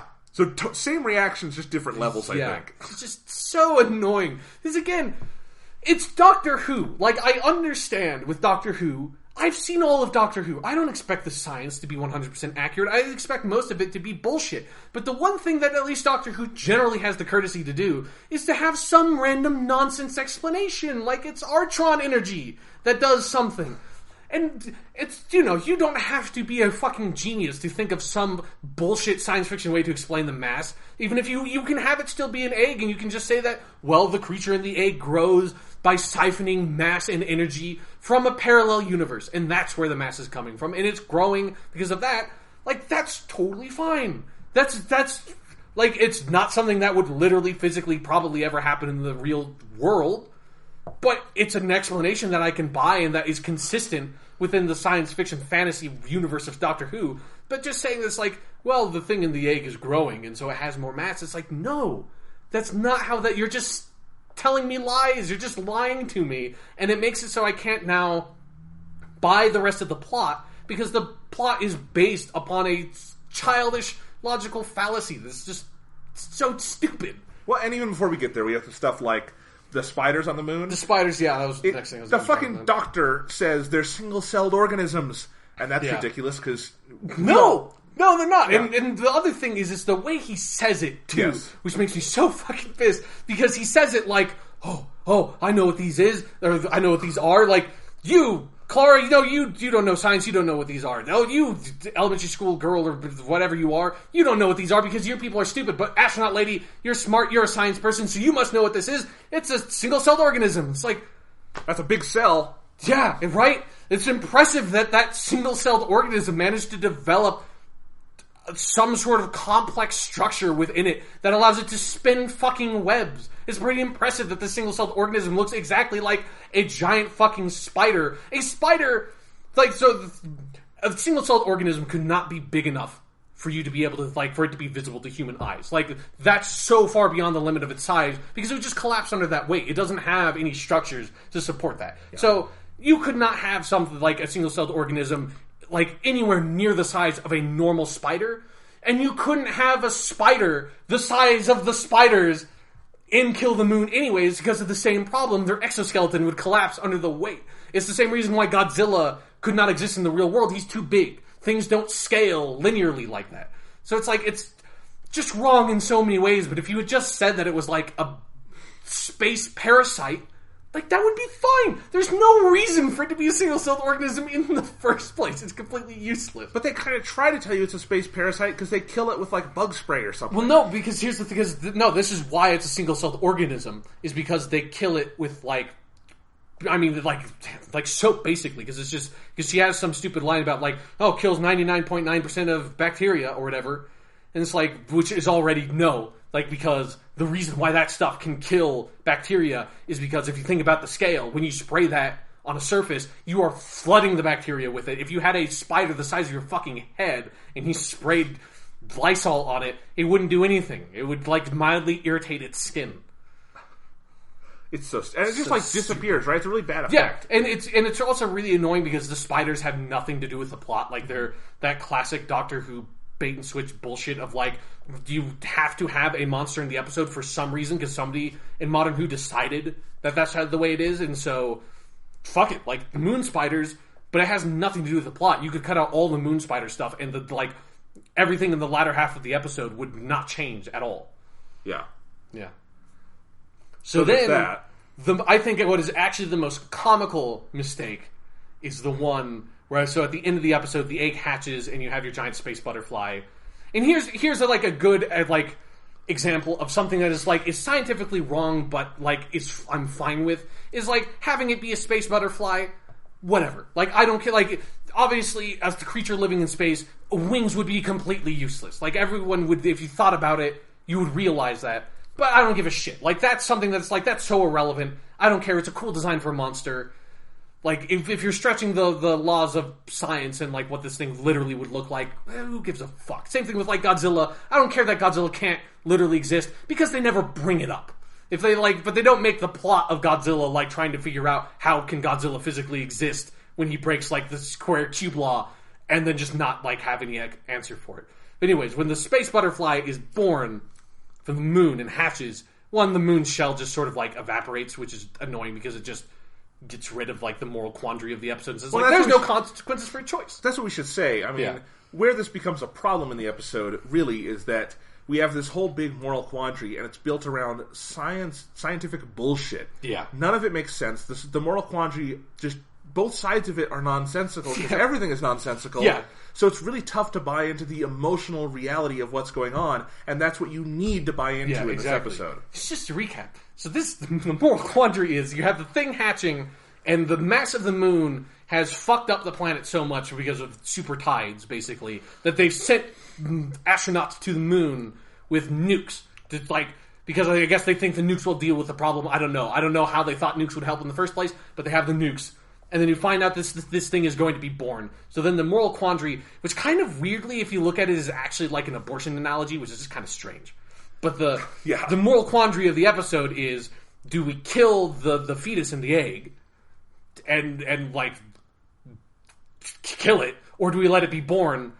And so the way they position it is okay, if you kill it, then we save the Earth, obviously, but then we'll be killing this beautiful, unique creature. But if we let it live, this thing will live, but it'll probably just kill the Earth. That's what they want you to think the moral quandary is. Nothing makes sense. Yeah, but when you think about it, it's well, what are the nukes going to do? If you kill it, that doesn't change anything because the mass of the moon, like, shouldn't be any higher than it is. But, like, since you've already told me that it has Earth's gravity, like, killing the fucking thing doesn't change its mass. Like, it's just gonna be the exact same. You will have fixed nothing. It'll just not be born, but human civilization is still fucked on Earth because of the tides. But then if you let the thing be born, like his Clara tries to make some arguments about, like, well, we don't really know what will happen. Like, maybe, like, the moon's shell isn't going to hit into the Earth because it's not the moon, it's actually just an eggshell. But it's like, no. We've walked on it. Yeah, it's it's at least rock, and even then, it's a big fucking egg, Clara. Like, even if it was just eggshell, if you had an actual, like, chicken egg the size of the moon, and it, like, hatched and sent eggshell shooting out towards the Earth, like, that would still just fuck the Earth because it would be really big fucking eggshells. Or imagine it this way, if you fired an egg through a cannon at someone, it would kill them. Probably, maybe. I don't know. And enough... It would really fucking hurt. And if you hit you in the right spot, it would probably kill you. Yeah. But with enough velocity, that egg could hurt. Yes. And yeah, it's just like, no. And then the other fucking stupid thing is then at the end of the episode, the doctor, like, is like, oh, I knew that it would be fine, basically, because when creatures are born, they usually don't destroy their nest. And it's like, what are you talking... That's like half the life forms on our fucking planet do that shit. That's most insects do that. Or at least they, like, you know, they're like wasps that fucking lay their eggs in other wasps, and then when the wasps are born, they eat the wasp they were born inside of. Like, it's a common thing for mammals, including humans, until recently because of modern medicine, to just kill their mother on their way out. Exactly. That happens all the time, and it happened to humans all the time. Yeah. And it's like...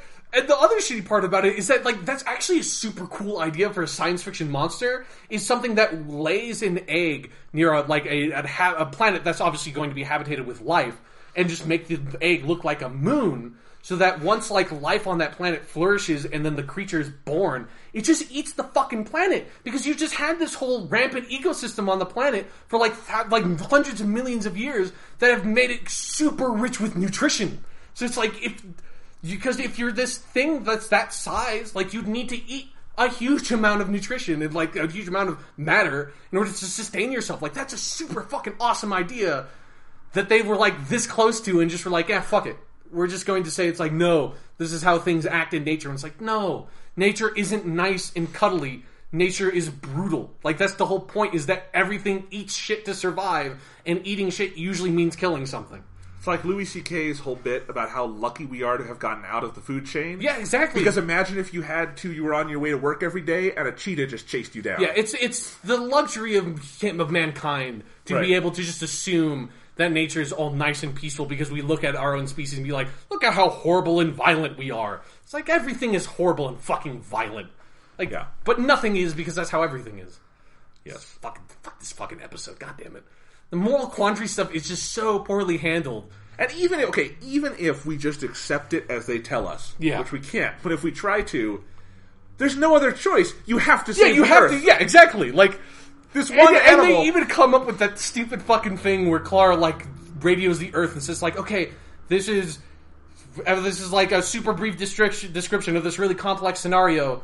Do you want to live, Earth people, or do you want to let the space butterfly live? If you want to live, everyone turn off your lights. And it's like, and they have like a 45-minute deadline or something. And so you see, like, all the lights on Earth go off, which, one, like, you wouldn't even be able to see that from the moon anyways. But two, it raises a really obvious fucking question about, like, what about the other half of the fucking planet and, like, all the people on the planet that don't have lights? It's like, because, dude, like, think of it, like, if Africa was facing the moon, like, most of the population on Africa does not have access to electrical lights. So it's like, way to be super fucking classist, Clara. Like, Jesus Christ, like, this is the other half of the Earth. Like, it's just such a stupid pulling method. If we go into everything that's stupid, we won't. So the episode ends, and with more stupidity, where the egg just disintegrates, the space butterfly falls off, they talk to the doctor for a second, and then suddenly the moon is back. Yeah, because the space butterfly flies away, and then it cuts to the doctor, and then, like, they all look and it's like, oh, what's that? And then it cuts back, and then, like, in between the cuts, apparently the space butterfly laid an egg that is bigger than itself. Yeah, the exact size of the moon. Which is the egg that the thing just hatched from. So, like, it has... Like, the moon is bigger than... It's like... it's like that is the best science mistake I think they make, just because it's so visually comedic that it's the way it's done, where it just makes you just kind of like throw up your hands and be like, well, what the fuck? Because you just set up this moral quandary and everything about it was fucked. But like the least you could have done is stuck the landing and like had some consequences for the moral stance you took, instead of like being a fucking 5-year-old and pretending like every choice you make just comes out perfectly fine. It's one of the things that makes the following episode, Mummy on the Orient Express, really refreshing. It deals with its moral quandary in a really mature way, which is usually the way Doctor Who does it. Is that Doctor Who does not just wave away the consequences and is fully aware that the Doctor is a flawed character, that you're never able to make the situation work out perfectly, and the whole point is to try to make it work out the best it can with what you have. And it's not to just be like, oh, everything will just be fine as long as you make like the morally comfortable choice. And again, the ending is built on another interesting idea, which is that, so the Doctor says, okay, because this moon thing happened, humanity looked back into the sky, decided they would aspire to space travel again. Yeah. I like all that, and it would be so much more compelling if the moon was just gone and humanity had to leave. Yeah, exactly. Like, the Earth was fucked and we have to get out of here. Yeah. Yeah, because it almost feels like that's the direction they're going to go, because that speech starts out and it feels kind of dark. Yeah. Because that's the way Peter Capaldi plays, like, everything. Right. And then it just gets really sort of celebratory in a very, like, 10th Doctor speech kind of way. About, like, yay, the fortitude of mankind. And this was written originally as an 11th Doctor episode. And Which I think makes, you can see that in there. Yeah, that makes more sense for that last speech. Yeah. But then, if this were just, most of this you could do as an 11th Doctor story just fine, but what you would have to cut out is the thing where he just leaves and leaves this up to humanity. Matt Smith would not do that. Yeah. Peter Capaldi would do that, but of course all this stuff surrounding it is stupid. But I do think the final scene of the episode, it's tough to enjoy because you're just sitting there going, oh my fucking god, this was dumb. But it's like, did nobody on this fucking set past elementary school? That last scene, though, between the Doctor and Clara in the TARDIS, where she chews him out for everything and leaves, I think is a really well done scene. It's phenomenally acted by those two. It's decently written. It feels, like a payoff to a much better episode. Yeah. But it's a payoff. It's something. Yeah, because it's the thing that, like, again, when we said at the beginning of talking about this episode, that's like, at least it's sort of like, it sets up and pays off, like, the important character beats throughout the episode. It's just, like, the stuff that is, like, germane to, like, this episode in and of itself is all just fucking terrible. Like, this episode-specific plot and all that stuff is awful, but the way it handles the character beats is not necessarily, like, the most elegant out of all of these episodes, but it's at least, like, sufficient to sort of carry it through. Yeah. And I think that's a good transition into Mummy on the Orient Express, because I know we both have a lot to say about this one. So I'm going to start, I think we can take this in two halves, because I know what I love most about it, and I wanted to start there, which is that, I think the end of Kill the Moon was really interesting, and I was interested and concerned with how they were going to follow up on that. Mm-hmm. And when we come back and it just starts and it's the Clara and the Doctor are together again, I was initially, I'm like, oh, are they just not going to talk about it? What the hell? But what it turns out to be, and I saw a lot of people actually online complaining about this, that they didn't do enough with it, and I think they've been conditioned by the way Doctor Who deals with character fallout. Yeah, which is just like hitting you in the face with it. Yeah, hitting you in the face with it, and I think that the show has done too much of that since seasons 6 and 7, basically, and back in the Russell T Davies era. Yeah. Even season 5 did that sometimes, I think, where character conflict had to be all about loud emotions. Mm-hmm. What Mummy on the Orient Express quickly turns out to be is this very mature adult examination of an adult relationship, which is that Clara and the Doctor, it's rough between them. Like, she's saying this is going to be their last journey together. He's trying to kind of talk her out of it, but in the way where he also just kind of accepts it. He's kind of being passive-aggressive. And the emotions are just so complex, and you see both of their points of view, where I think the Doctor legitimately feels bad on some level about what he did. Because he doesn't want to hurt Clara. This is what I've been saying all season, is that I think he cares about Clara very deeply. I don't think any less deeply than Matt Smith did. It's just a different kind of caring. Yeah, and it's in a sense he's so focused on like all the other stuff he's doing, and he's sort of stripped away all that sort of human affectation. Yeah. He just kind of ends up leaving her behind, and that's where like all those really fucking funny jokes come from, where he's just like, like Caretaker has the great one where it's like, how could I possibly be her dad when we both look the same age? Right. It's just like, he doesn't think about that stuff because he's not human. It's just like, how would he Yeah. How would a Time Lord understand like what humans look like as they age? Right. More than we would a dog. And so even though Mummy on the Orient Express is about this relationship between an alien and a human girl, Yeah. it's also, I think, very profound in just how it handles how human beings just... That's how a fight happens. Is that something... the Doctor legitimately did something really bad. And Clara has every right to be angry at him. Yeah. But I think there's also a very wise line she has in here, which is about how, you don't expend the energy on hatred for someone you actually don't care about. Yeah. And I think that's so true. And I think this whole episode is this kind... It all comes out of that very basic character idea of this strained relationship between the two of them and the questions that raises. Like, there's also a great moment where, she just expects that she'll keep seeing him. Like, she says, we will, that's a great scene. And she says... Because, she doesn't... Okay, if you want to... We have to forget about Multiverse Clara. But, just assuming this is new Amnesia Clara... She doesn't know that when the Doctor leaves, he doesn't go back and see people. That's just not how he works. And that's not because he's stopped caring about them. It's just because he's always moving ahead. Yeah, because he just can't. Yeah. Like, he can't. So it's like part of the thing with his character is, since he outlives everybody, he can't be there for everyone when they die because it just would fucking crush him at some point. Absolutely. So it's like, when it's time to move on, he just has to move on. And I think that scene is an example of how this episode handles this relationship, where she says that, like, I'll keep seeing you, right? You'll come around for dinner.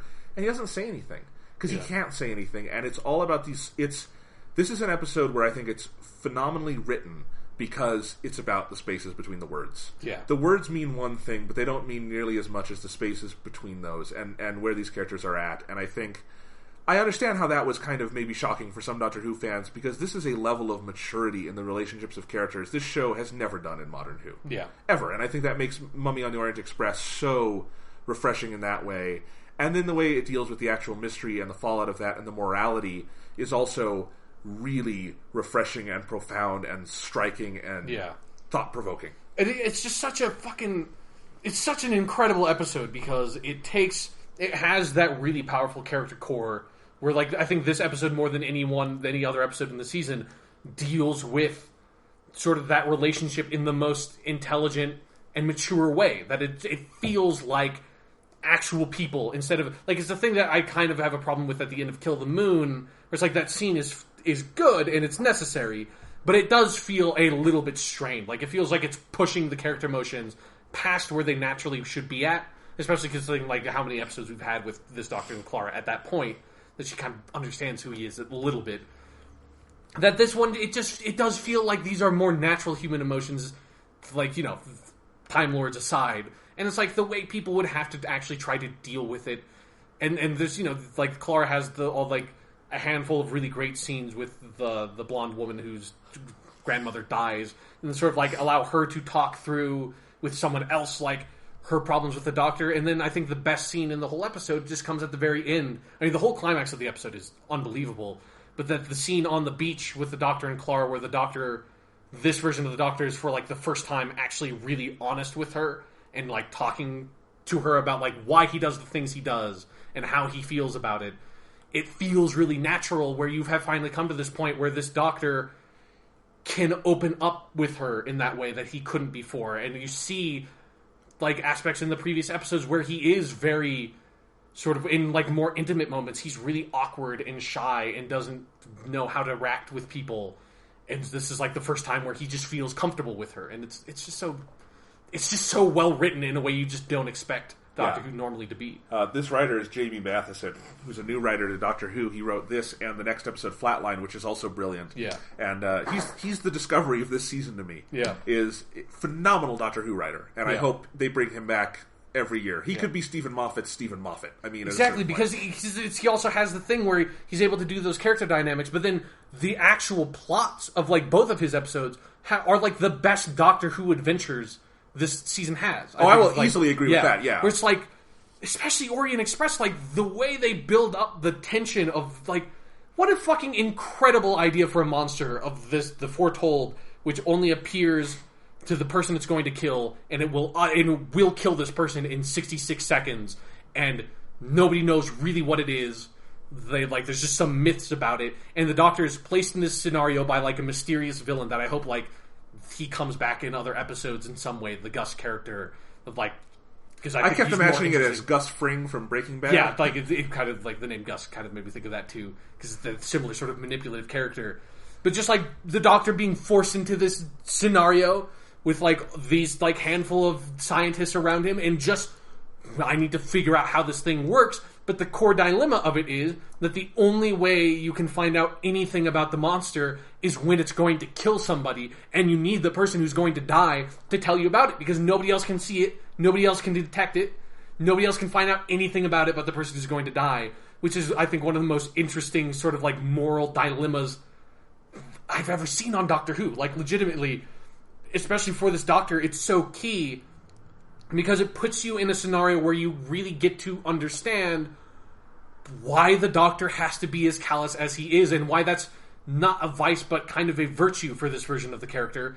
Is because I think like maybe other versions of the Doctor, like especially like the 5th Doctor and the 11th Doctor, would maybe not be able to deal with this situation too well, because I think they would be too overcome with the pressure and the understanding of what is being lost every time he needs to get data. Whereas this Doctor has a great line where he says like, no, we cannot grieve. People with a gun to their head cannot grieve. We need to deal with this problem. And it feels so natural, and just, it's just an incredible dilemma. It is, and I think, you know, here are the component parts, beyond what you just said, that make this a great Doctor Who adventure, is that they set up those rules, and they never break them. Exactly. There's not, most Doctor Who episodes, especially Modern Who, that would be fascinating for 20 minutes, and then they'd cheat. Yeah, exactly. And that would feel like a letdown, but we'd have to live with it. They don't cheat here. When the Doctor does overcome it, you understand how he got there. Yeah, and it's something that like you could see, because since they set up the pieces by like showing the flag and stuff like that, you like it sets up enough pieces that it feels like you could have figured out the mystery if you had like sort of had the time to. Yeah. Because like all the pieces are there and shown to you, and you're right, like they have this really great scene early on in the episode where they just very quickly deal with the exposition of what the monster is by the Doctor interrogating like the mummy expert dude. Yeah. And like that just gets the rules right out of the way, right up front, so that when you get to the meat of the climax, you're not worrying about like, what is this monster? Because so many episodes of Doctor Who are so confusing because they just never really define what the creature is and what its powers are. It kind of reminds me of Blink, where Blink very quickly and efficiently like explains to you the like pertinent details of what the Weeping Angels are, so that way you can be scared. That's the reason why you're afraid, is because you understand enough about them to know why you should be afraid, instead of just sort of like nonplussed by the whole thing. Yeah. Good callback. Yes. But no, totally. And I think so it has that. It has those rules set up. I think the other thing that makes it a great Doctor Who adventure is that once they've got that set up, the episode breathes. Yeah. This is a 45-minute episode just like all the others, and yet even this season, which has been great, sometimes falls victim to this problem of Modern Who where they have too much story for 45 minutes. That's part of the problem of Kill the Moon, is it's a dumb story, and there's too much of it for 45 minutes, and it just feels rushed the whole time. Yeah, it's like the major flaw of Into the Dalek as well. Yeah. And I like Into the Dalek a lot. It's a really good story. It's just way too rushed for me in some sense. That's its failing. And this does not have that. It breathes. It lets things linger. It lets character moments linger. Like, there are just scenes between the Doctor and Clara where they're just together, or they have a conversation or something, even if it's over the phone, that I like that we just let things linger a little bit, and that makes things more scary. Yeah. It makes things more powerful. And when we build up to the end, like, this feels like such a bigger emotional and narrative journey than Deep Breath was in all 750 minutes of it. Yeah. Or however the fuck long Deep Breath was. But this is just 45 minutes. Yeah. And you get to that scene on the beach, which I should say is beautifully photographed. Yeah. This is a phenomenally directed episode. This was directed by Paul Wilmhurst. He also did Kill the Moon, and I think Kill the Moon is a really well-directed episode too. But with a good script, he can do great stuff. Yeah. So. Yeah, but it's like, I remember like when I rewatched this episode, like I seriously watched the last like 15 minutes of it twice in a row. Again, like the way the climax is set up when it's like once the Doctor like calls over to like gets Clara to bring like that one girl over because he knows that she's going to die. Like everything after that, when he's like he puts her like grief in him and deals with the foretold, and then the fallout of that with him on the beach, and then all the last moments of the episode where Clara decides to stay with the Doctor, and it like sort of gets into that addiction metaphor stuff.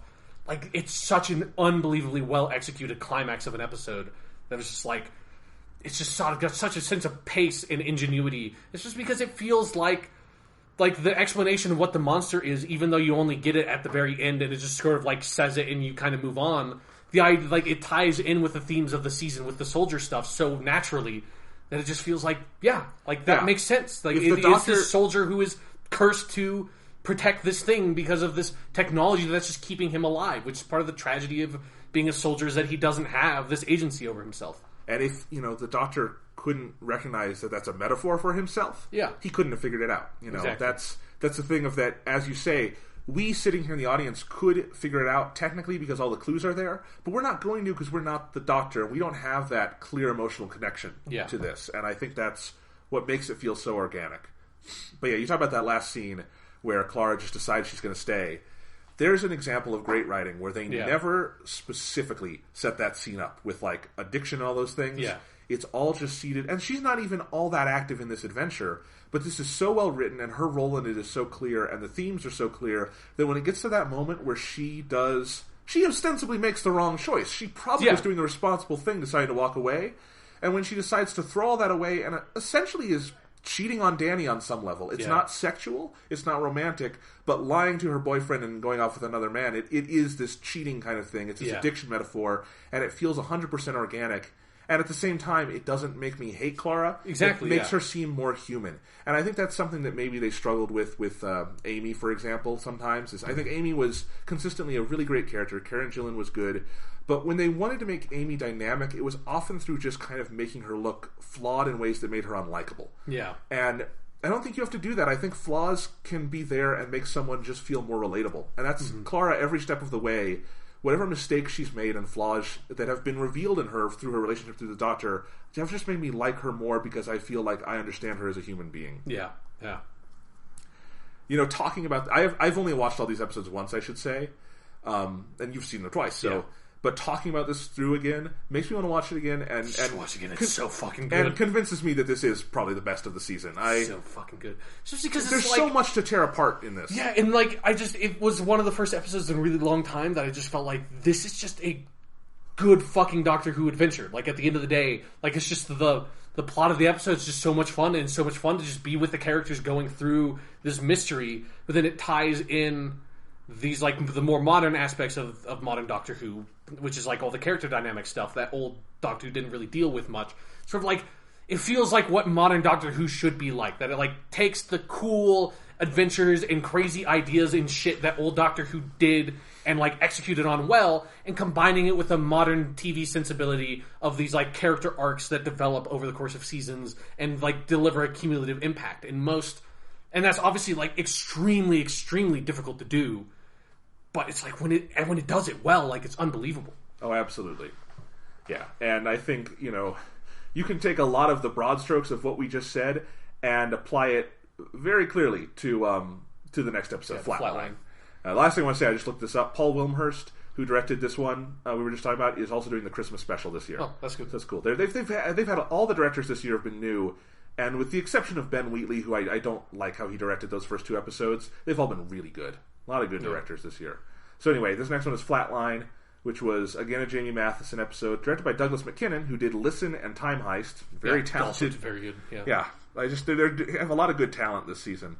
But yeah, Flatline, like I said, same great qualities, but a very different episode. Yeah, it's a much scarier episode, even though, like, The Mummy wasn't necessarily terrifying, but, like, it was the scariest Mummy I think I may have seen in a very long time. Right. Ever since, like, I was, like, 7 and saw the Brendan Fraser mummy movie, and that kind of scared me. Yeah, because I was 7. Right. The Mummy would not scare me today. Yeah. No, it's not a scary movie today. Is the Boris Karloff Mummy scary? No. Okay. Like, none of those movies. Okay. I don't think there's a scary movie that was made. I mean, like, from a modern sensibility, like, Psycho is sort of, like, pathetic if you want to look at it as being scary instead of just being tense. I understand.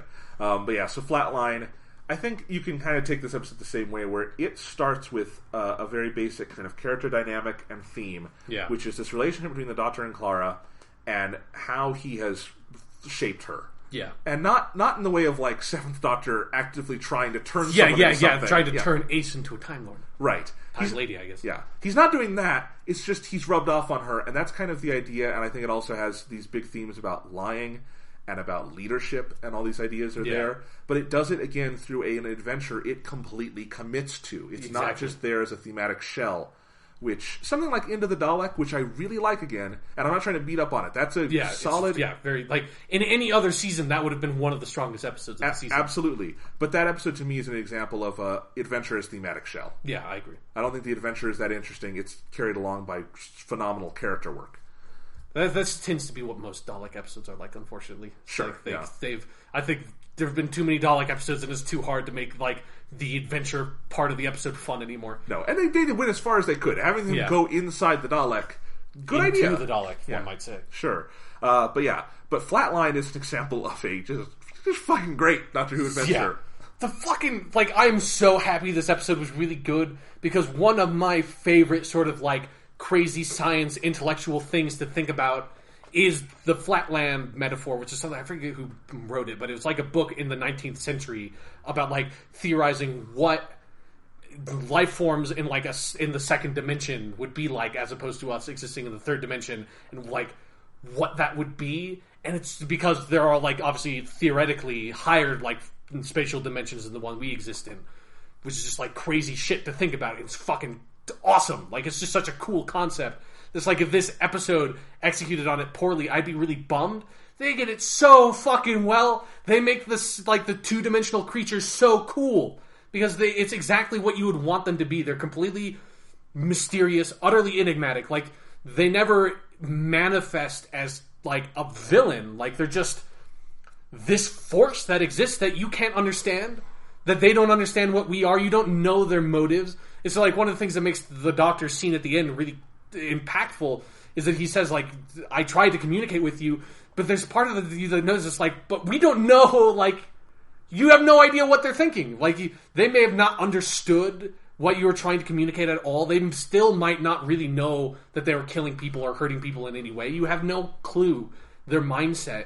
It's just, like, taps into that idea of, like, the completely mysterious, like, just, like, the utterly unknowable that concept needs to be.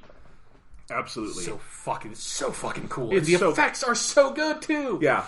And I mean, mostly this is a pretty low-budget episode of Doctor Who. Yeah, because this is like the Dr. Light episode, basically. He's on the TARDIS the whole time. Because the Doctor's in it for most of the episode, but he's, like, obviously, like, everything Peter Capaldi did was probably shot on, like, one day on, like, the soundstage in the TARDIS. And again, speaks to, in a big way, to his talent, to Jenna Coleman's talent, and to their chemistry together, that they can just be acting into vacuums and feel like their link is still there. Yeah, exactly. Totally. And yeah, this episode is a real embarrassment of riches. We could talk about it for an hour and not get to everything that's great. I want to mention just up front, so that we don't forget it, the phenomenal assortment of sight gags. Because the TARDIS is small. Yeah, the tiny TARDIS. So, I mean, the best gag in the episode is where Clara has just come into the room and there's the policewoman there. And she says, I'm in my 5. She uses the psychic paper. And then the Doctor, in the TARDIS, is, like, getting a big hammer out. And you're like, what's he going to use that hammer for? And then he, like, puts it through the door, and you just see this hammer start coming out of her purse. Yeah, Clara just pulls the sledgehammer out. And it's a nice sort of, like, visual trick, because it's, like, the hammer... It's a giant sledgehammer, so it's obviously bigger than her purse, and it just, like, keeps on coming out. Yeah, but she pulls it out while the policewoman has her back turned, and when the policewoman turns around... Yeah, she's just holding this sledgehammer, and then has to start, like, knocking down the wall. And just the way Jenna Coleman plays that, totally deadpan, like... She's so, like... I think that's one of the great things about the way they've used Clara, is that she's so funny, too. Yes. Like, God, yeah. That's a great... I mean, there's a lot of great visual gags with the small TARDIS and everything. Like, the whole thing with, like, the ad... Like, they make that dumb Addams Family joke. Yes. And he, like, crawls the TARDIS, which is, like, when they play his music and shit. Yeah. And again, those are things that could come off as so wrong and hokey in a lesser episode. Yeah, but it's, like, it's so Doctor Who. Yes. Like, it's such a... Like, that looks like something they would have tried to do in, like, classic Who if they could have figured it out. Yeah, absolutely. It was like, and it's something that's like, it's not necessarily a really impressive effect technically, but it's a completely believable effect. Like, it's absolutely, you don't think about it at all. It just, like, looks completely natural. Yeah, I mean, it's less... I mean, the quality of the effects here are really good, but I think it's less the quality of the effects than kind of the ingenuity with how they brought it on screen, because conceptually, it's just a tough thing visually. And you said this after the episode, and I agree. This felt like a Doctor Who radio story. Yeah, exactly. Like, one of those audio dramas that, like, they would have thought of like, oh, this is so cool, and you would never be able to do this on TV because it'd just be too hard to try to do it on a TV budget with the effects. Yeah. And the effects would probably look awful, but like you can imagine it so well, right? And it's just like, I think when like there's just so much ingenuity with the effects that I think maybe I'd have to rewatch it. But I think like one of the first times you sort of like really the 2D monsters kind of come out is when like they melt that couch in the one room. Yeah. I think that might have been a stop motion effect. Like that's almost what it looked like. There's not a lot of CGI in this episode, except for the 3D models of the 2D people near the end. Which are really well executed because they're like pulsating. Yeah, they're pulsating and very vague. It's almost like the way that the T-1000 in Terminator 2 still really holds up because it's like the effect is kind of cheesy, but it looks like what the thing is supposed to look like. Yeah, absolutely. It's all metallic and or like fluid. Exactly, and I think so. I don't think there's anything here that was breaking the bank. I don't think there's anything here that was probably super difficult to pull off. It's just about, and this is the key to all special or visual effects. Any artist will tell you this in film is that it's how you conceive of it mentally that determines if you can do it or not. And it's conceived so well, and the conceptualization of everything here is so great that a lot of it is just a 2D painting, and you can do that, and it can be great. And then how you meld that with CGI. Like, oh my god, the scene when they're in the room and, like, the police lady gets absorbed by the two-dimensional people, and it's, like, that slow reveal where the camera pans past that wall, and then you see, like, human veins and shit on the wall, and then, like, you stop and think for a second, it's like, oh, holy fucking shit. And then the episode catches up to you. Yes. It's like, holy fucking shit. And here's the thing.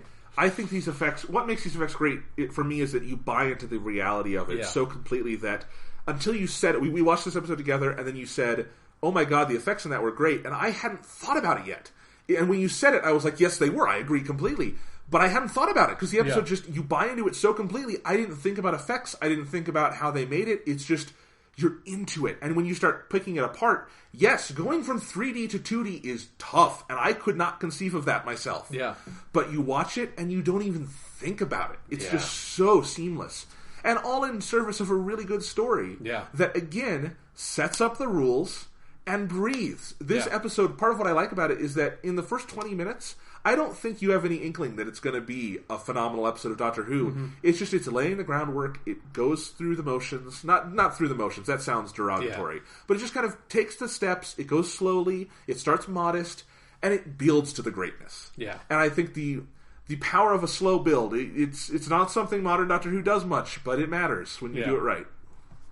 Yeah, but like when you said before that like this writer feels like he might be Stephen Moffat, like this episode in particular makes me feel that because like, and it's partially because I have like that vested interest in the Flatland analogy and like the idea of it.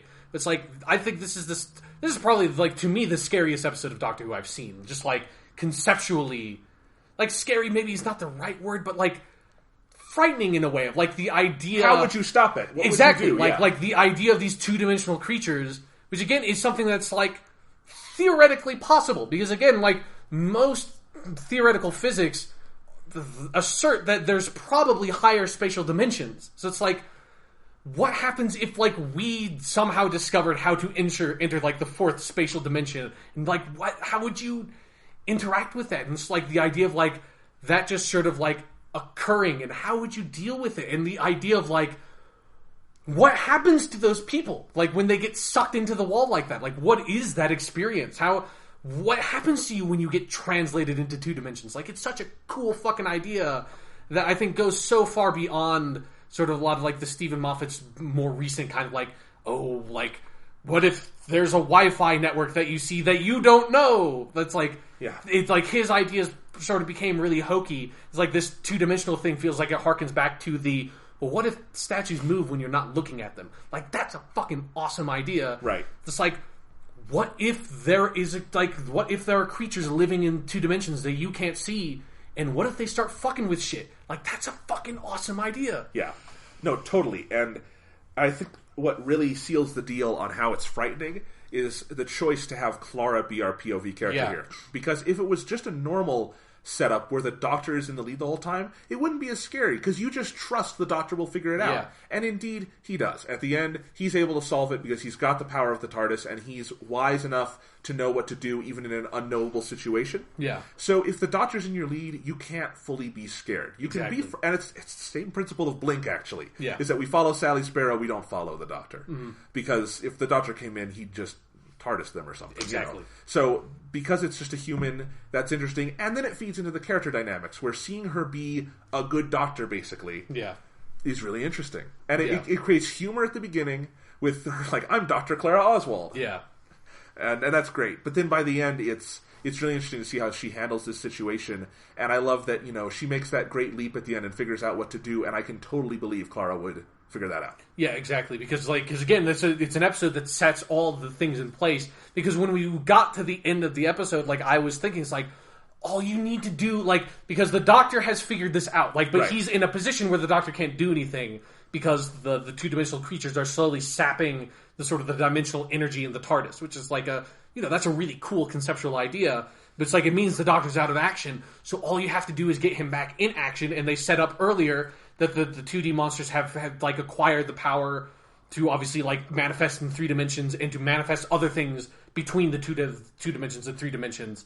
And so it's like, all you need to do is to get them to do that to the TARDIS somehow, and like you just have to figure that out. Right. And so it's like the fact that me sitting there watching the episode am able to sort of come up with not necessarily the solution, but the manner to get to the solution, and the fact that like I'm rewarded for intellectually engaging with the episode, as opposed to just getting kicked in the nuts and kill the moon for trying to intellectually engage with the mystery. It's like, it's just such a rewarding experience when the Doctor finally is able to pop out, and it's like, this feels like a naturally achieved solution to the problem instead of something convoluted, which is what sci-fi almost always gets into. It's something that just feels bizarre and you could have never anticipated. Absolutely.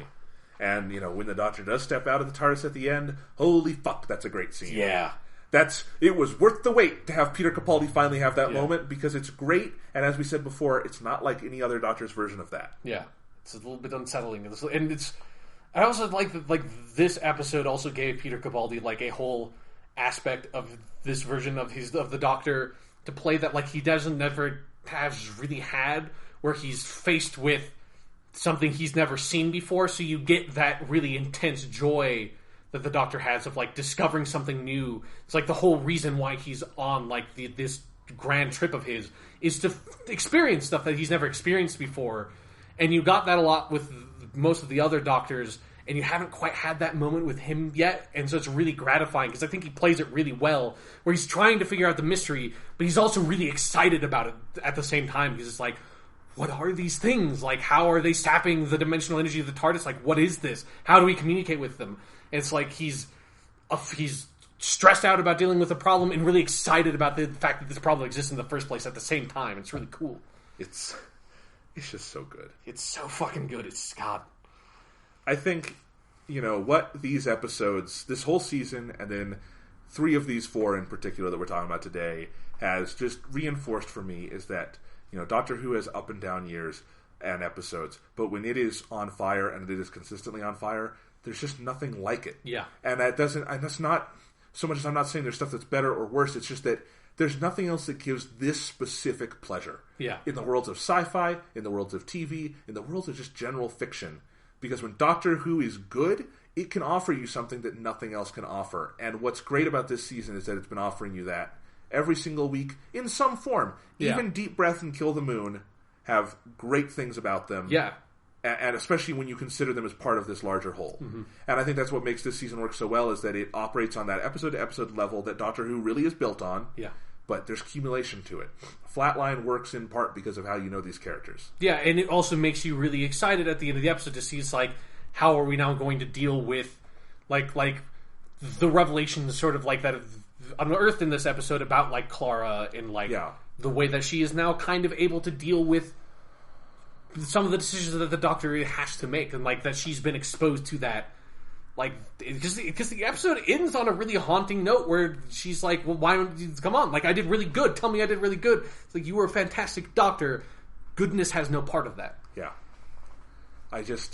I'm actually really excited heading into these last 3, and specifically the finale, And if you had said to me that I would be saying that after Deep Breath, I would have slapped you in the fucking face. Yeah. Because you were fucking... There was nothing in this world I looked forward to less than the Missy stuff after that first episode, and even after Into the Dalek. But now, I expect it's going to be fantastic, because I really do think this idea of heaven and death and this person behind behind the wall, behind the curtain, pulling the strings, who we see she is at the end of Flatline. They have that little moment with her. That could be great. Like, that could be such a phenomenal culmination to the Doctor and Clara's relationship. Like, you and I were talking about this off the podcast last week, that we both expect that what's going to happen is that Clara's going to die in some way, go to heaven, and the Doctor's going to... That's what's going to lead the Doctor to deal with all this. And that sounds like a phenomenal arc, honestly. Mm-hmm. Yeah, I agree. It's like, I'm super excited to see how this is going to end, because also another thing that's been incredible about this season is that it's made so many episodes that I would never have expected Modern Who to be able to pull off, like a fucking Robin Hood episode or Mummy on the Orient Express. Like, those sound awful. Like, if you just look at the history of Doctor Who and how it's dealt with, like Doctor Who meets Shakespeare and that kind of shit, they're almost all universally really fucking bad. And they've been so good. And another thing that modern Doctor Who has had some really great ones, but it's also struggled with the format, is two-parters. Yeah. So it's like, if this is able to, since this is the only two-parter this whole season... Is the finale. Yeah, is the finale. Like, if they're able to nail that. Yeah. Like, although we're still not sure. I wonder if it's going to be a two-parter in our traditional sense of it, or if it's going to be more like the third season ending Utopia into that next one. Yeah, that's possible. Because we just don't know. Stephen Moffat has not written a traditional two-parter since season 6. The premiere at that, so we'll see what happens. Yeah, but it's like I want to see, like, if they can manage to make that really fly again, the way, like, they again, like, because there are some of the best episodes of Modern Who have been two-parters, but, like, it's still something that's like they've always struggled with how to pace those episodes. Yeah. Well, pace in general has been a Doctor Who problem, and generally I think this season has done better by it. Yeah, because usually it's always been in this, like, really awkward spot where it's like a standalone episode feels too rushed, and then, like, a two-part episode feels too extended. And all the one-part episodes, because they've all been one-part episodes, but all the episodes this season, like, maybe a few, like, quibbles here and there, have all felt really paced. Like, obviously, Deep Breath is out of that. Because it's also, like, an extra long episode and just weird. Yeah. But, like, all the normal, like, 45-minute episodes have felt really well-paced, and some of them just, like, perfectly paced. Yeah.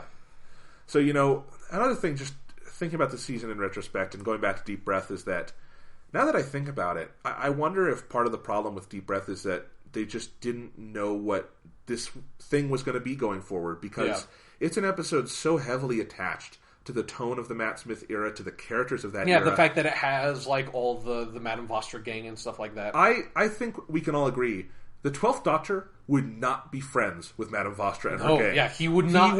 He's not the kind of guy who would pop around and hang out for a little bit. Like, he wouldn't tolerate them. They're too annoying and pretentious and just douchey. He does not like people like that. Although I would love to see just, like, a little bit of the 12th Doctor having to deal with Strax. I think, like, that's... Oh, yeah. I think you could make Strax, like, uniquely funny again, like, and get past, like, the one joke he has by putting those characters together. Yeah. I don't really want to see him with Madame Vostra, because, like... Yeah. Her and Ginny just have no character at this point anymore. Like, I would be surprised if Stephen Moffat ever brought them back, because I think he's watching these episodes. He had another co-writing credit on Caretaker. He's clearly doing good show running this year. He's hands-on. Yeah. And I think he probably has seen that there's just no place for those characters or that setting in Doctor Who anymore. Yeah. Or at least in this era. Mm-hmm. You know. Yeah, and it's just the great thing about this season. It's like it's what Doctor Who does so well, is it just reinvigorates itself. I mean, it regenerates itself with the character.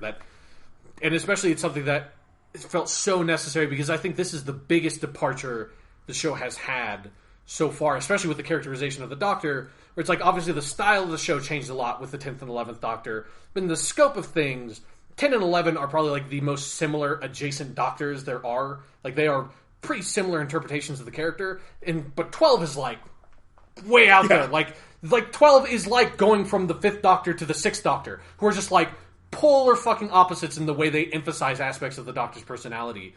And so the fact that they were able to just, like, say, fuck it, like, we're going in a different direction with the character, we're going in a different direction with the show, a different style for a lot of these episodes, a different way of handling these, like, broader arcs, that it's a lot more character focused and not all this, like, crazy plot shit.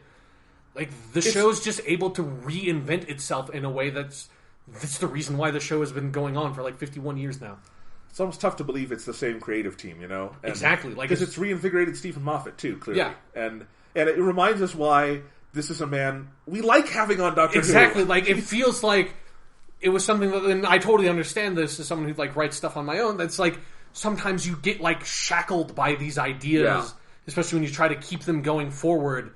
That's like, it's like the X-Files thing and the Office thing that's like they couldn't break free because there's nothing built into them to allow you to do that. It's like Doctor Who just has this like magnificent thing at its heart that just allows it to unshackle everything about itself and just say it's like, you know what, fuck it. We're just going to spend 3 years on Earth and like get a full like expanded supporting cast, motherfuckers. And then it's like the next like 3 years later, we're just going to be all in space, bitches. Like, it's just totally different. He's going to get a scarf. Exactly. Like, it's just... I mean, and you and I were talking about before this season started, I remember, we were specifically wondering how long can this thing last? Yeah. Because we're 50 years in, we're on the 8th season of the modern show, the 4th Doctor of this series. Yep. And just how long can Doctor Who really go on? And this season, if nothing else, even if these next 3 episodes are bad, which I don't expect, but even if they are, this season has proved that Doctor Who can just go on and on. Because it can just become what it needs to be when it needs to be it. It can change itself and modernize itself as time goes on in a way that nothing else really can. Yeah. Like, I'm excited for when the box set comes out later this year and sitting down and just rewatching it all in a weekend or something. Yeah. It's going to be fun. Even Deep Breath. Yeah, like, because that's like, the toll you pay for the rest of it. Yeah. And, you know, there's some really fucking good scenes in Deep Breath. Sure, and I think going back to it now, it'll probably feel a lot better because Clara will feel more familiar to us. Yeah. You'll see the seeds of the Doctor they created. Yeah. Yeah. We will have ample opportunity to talk about this season more in the weeks to come, and I'm excited to do so. So a little bit of scheduling. I'm not going to be around next weekend, so no podcast next weekend. We could do it early in the week. We'll see what happens. Yeah, depending on if there's anything to talk about. Right. Well, there'll be a new episode of Doctor Who. All right. And we'll see. And then I definitely want to, make sure for those last 2 episodes of the season, hopefully we do episodes and talk about those. Yeah. Especially, and unless it feels like that first episode of that 2-parter is just set up for another thing. Yeah, because then it's always frustrating to try to talk about something when it's not completed yet. But it could be, like I said before, it could almost be like a utopia into that. Yeah, into the weird master shit at the end of season 3. Yeah, which, we're not talking about quality here. That's next season they should bring back the master. They could do well. It's time to fucking... Cast Alan Rickman as the master and have him go off Peter Capaldi. Exactly. God fuck yeah. And have Alan Rickman grow an awesome goatee. He can probably do that in a weekend, right? He can snap his fingers and it just grows in. All right. Well, this has been episode 100. Holy fucking shit. Of the Weekly Stuff podcast. We opened with Persona music. We talked about Doctor Who. We did a list. This is a good one. We talked about Marvel and DC movies, which is like a running theme for this year particularly. I think we didn't even intend it, but this was a very representative episode of our show. Yes, it was. All right. I look forward to however fucking long this goes on for. Until we regenerate into... new hosts. Yeah, new hosts and like another new name. Yeah, well, we'll see. I'm going to be really gruff and angry next time. I kind of doubt we're going to get to 50 years. I really hope we don't get to 50 years. I don't want to be doing this. I have a lot of fun doing this. I don't want to do it for 50 years. No. I hope podcasting should be done in 50 years. And if 50 years pass and we're still podcasting as a species, we failed.